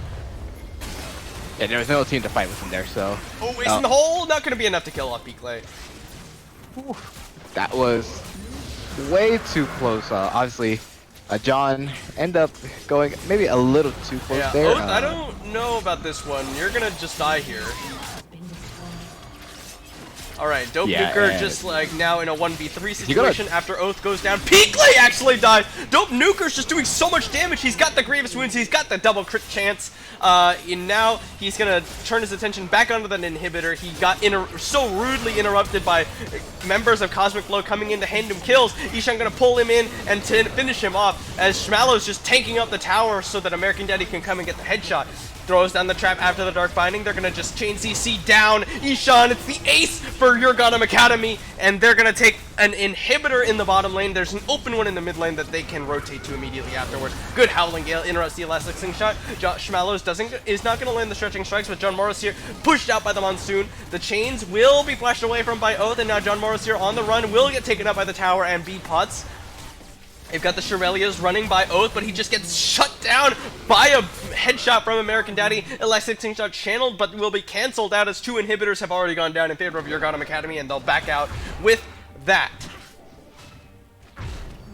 Yeah, and, you know, if they don't get extremely too greedy there, it is a chance that they could at least take one of the Nexus towers, but Oh, instead, Flash Mystic Shot will... Holy cow, but a headshot, and the Gale Force from American Daddy, B-Putz, loses the 1v1. yep, the Gale Force, the headshot, the damage is too much as American Daddy kites away, gets the kill, and will keep that bounty on himself. Okay, so now I think it's just everyone go walk top lane, or I guess you can send maybe Dope Nuker to like pressure bot lane. Everyone else goes top lane. It'll be fine.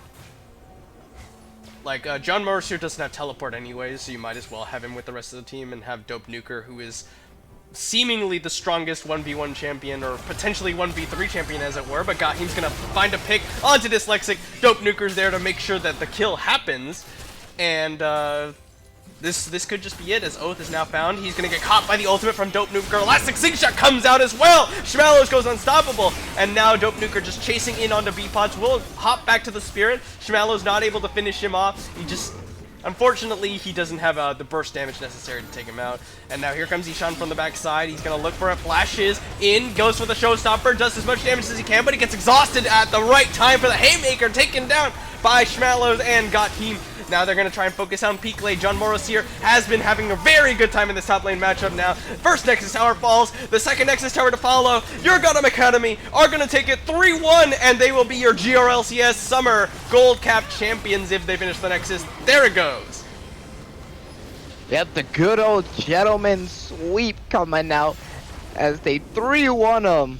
And my goodness, after a game that was bad for them, they come back vicious, and everyone on their team was just so far ahead. It's too much to try and fight back, and they will be the champions. Yeah, really nicely done. And, you know, plenty of credit goes to Cosmic Flow as well. They had a really good show in Game 3. They were playing scrappily in Games 1, 2, and 4. But unfortunately, they just were not able to pull it out. Urgottem Academy, undefeated in the regular season, will take it in the finals as well. And we're gonna see if we can get the Mingos play at 7 p.m. Yeah, so in like 40 minutes. That is here. when they will be playing here in just 40 minutes. That one will be casted by Genovici and Vid, Yep. as we all know and love.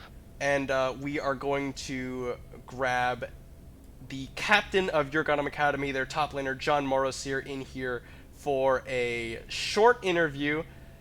I'll pull him in here. I gotta pull him down there. Alright, let's see. Can you hear us? I can. Can you hear me? Yes, we can hear you.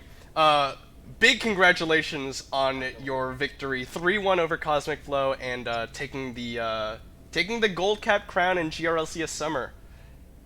Thank you. Yeah, it was a fun season. Yeah, so this was your first season with us here in GRLCS. That's right? I think. Yeah. Yep. That was our. This was our first season with y'all. Great. If I can ask, like, I will get into the series and everything, but I just want to ask, as somebody who's like involved, how did you feel about this tournament as compared to any other tournaments your teams have been a part of? I thought it was really well run. We loved the how organized it was in the scheduling. I'd say the only downside was there wasn't as many teams, so we didn't have as much games to play, both in the regular season and playoffs. But it was really, really enjoyable, and we definitely loved the season. Yep. Yeah, we also would have liked to have more teams, but with summer, sometimes you just don't have the people or the availability. So hopefully we'll have more teams. I guess now then my question also is, we do have a fall split. In general, we do have more teams in the fall split. Is Urgottem Academy planning on coming back and trying to defend their title, or do you have other plans for the coming fall? I know for sure a good majority of the players are going to stick around, and I'm sure we'll take a look here at coming back. Oh, great! That's awesome. So let's talk about the series. Obviously, the Tom Kench top, something that you are quite comfortable on. You had a great performance in the games that it did go through. Uh, Talk to us a little bit about that. Like, how are the matchups? Are there any? I don't want you to like spoil any. Obviously, the season's over. I don't want Yeah, I you mean to the season's spoil anything. over. But So what so are the I did bad matchups for Tom Kench top lane? So there are no bad matchups for Tom Kench top lane, in my opinion. I say maybe Mordekaiser, because like at 6, Mordekaiser can ult you. That's why we banned it every game. But I love Tom Kench top, and I just picked him up. I'm gonna figure out the exact day. I just started playing him like 2 days ago. That's it. Like that's when I started because I was scrolling through the tier list, and I'm like, okay, why does Tom Kench have a 54% win rate across all ranks? This is broken. And I picked him up, and I love the champ so much. I played so many games of him, in just figuring out his matchups and everything. It was really fun. And not only that, let me just say, Tom Kench has the best voice lines in the game. He is so funny to listen to. So I just thoroughly enjoyed Tom Kench, and I had actually never practiced Tom Kench with the team. So I told the team, I'm like, I'm picking Tom Kench today. And, they were very skeptical. They're like, we haven't really scrimmed together. Maybe you want to try it on Flexing. I'm like, no, I don't want them to ban it. I'm picking Tom Kench. Just trust me. And, I we gotcha. went with it, and, it went well, and it was very, very fun. And I know they banned it game 3, and I was like, no, why'd you ban my Thomas? And so I was still obviously as you can see, I ran it down game 3. It was the only champion I know how to play, but it was very fun. As far as matchups, I honestly think Tom Kench wins every matchup early game because of his sheer Sorry, I've got some friends watching it. They're literally quoting every word I say and sending it to me right now. It's kind of hilarious. Um, so Tom Kench wins every early matchup because of his sustain through his Q, right? Since the rework, his sustain through the Q, and then you basically just Q, they're slowed. You W in on them and they're dead. And it's so OP. Like, I think Declay thought, I'll pick, because yesterday I watched semifinals, right? And he picked Mundo into Tom Kench, and he did demolish that guy. And I think he thought, oh, this is a good matchup for Mundo. I'll pick it again today. Nah, I'm not the top laner from yesterday. Mundo's not a good matchup for Tom Kench. I think as a general rule of thumb, you just don't fight Tom Kench until like the game is over. Like I don't know. I think he's broken right now. You can, if you want to climb, play Tom Kench. I gotcha. So, about the series specifically, what were comms like after game 2? Were you kind of just like, it's fine, we kind of threw this one, or were you like, oh crap, they could actually reverse sweep us, or like, what was going on in comms there? So our support told us to be like goldfish. And our ADC basically ran it down, and he was like, "Oh yeah, I'm actually gonna try this game." So that's why we won game 3. Um, but yeah, I think going into game 4, going into game 3, we kind of like we're just like, "Oh, we have this in the bag," so we were kind of like, trying out some troll stuff. I know, like we kind of picked some stuff we weren't super comfortable on, seeing if we could go in with a 3-0. It didn't work. We kind of were like, whatever. I know my jungle, my ADC were like, this is the last game. I don't want to play another game after this. We're winning. We're winning. That's it. There's no discussion. And so we won. I gotcha. So, oh gosh, I had a question like just now and then I lost it. Oh yeah, yeah, yeah. So, in in general, like, what are your comms like? Is somebody on that team of yours like normally the primary shot caller, or do you kind of just say like, this is what's happening with my lane? What do you want to do? Normally, it's like it's basically our jungler. Like he will, like, we have a lot of shot calling, but like our jungler is the one who will say, shut the fuck up. It's time to play the game, and he will tell us what to do. When in that third game where we made the comeback, it was because like our jungler started actually like telling us what to do in shot calling, and he really does do a great job of doing stuff. Sometimes I make good calls too, but like, and we all pitch in, like, that game 4, that TP flank. I was like, I'm going for it. My team was like, no, don't do that. You're gonna die. And we aced them. So, sometimes we definitely all listen to each other, and sometimes it's a bit chaotic because of how much we all have an opinion on everything. But our jungler is the one who really will say, all right, this is what we're doing, and most of the time we do that, and it works.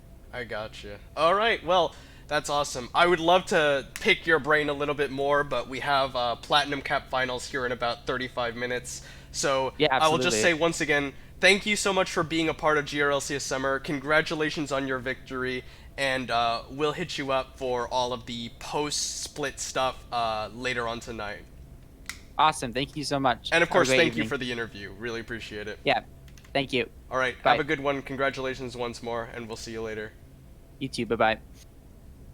All right, well, that is going to be it for us here on this stream. Tune in about like half an hour on this same stream, twitch.tv/GetRecTV, for the GRLCS Summer Platinum Capped Finals between the Glacial Mingos and Reign of Kings. I've been Alex H822. This has been Sean Asami Vasquez, and we're taking off here. Thanks for watching, everybody. Do you have anything to say? Nothing much. Just make sure you're back in 30 minutes for what could be the spiciest series yet. All right, thanks for watching, everybody. Bye bye.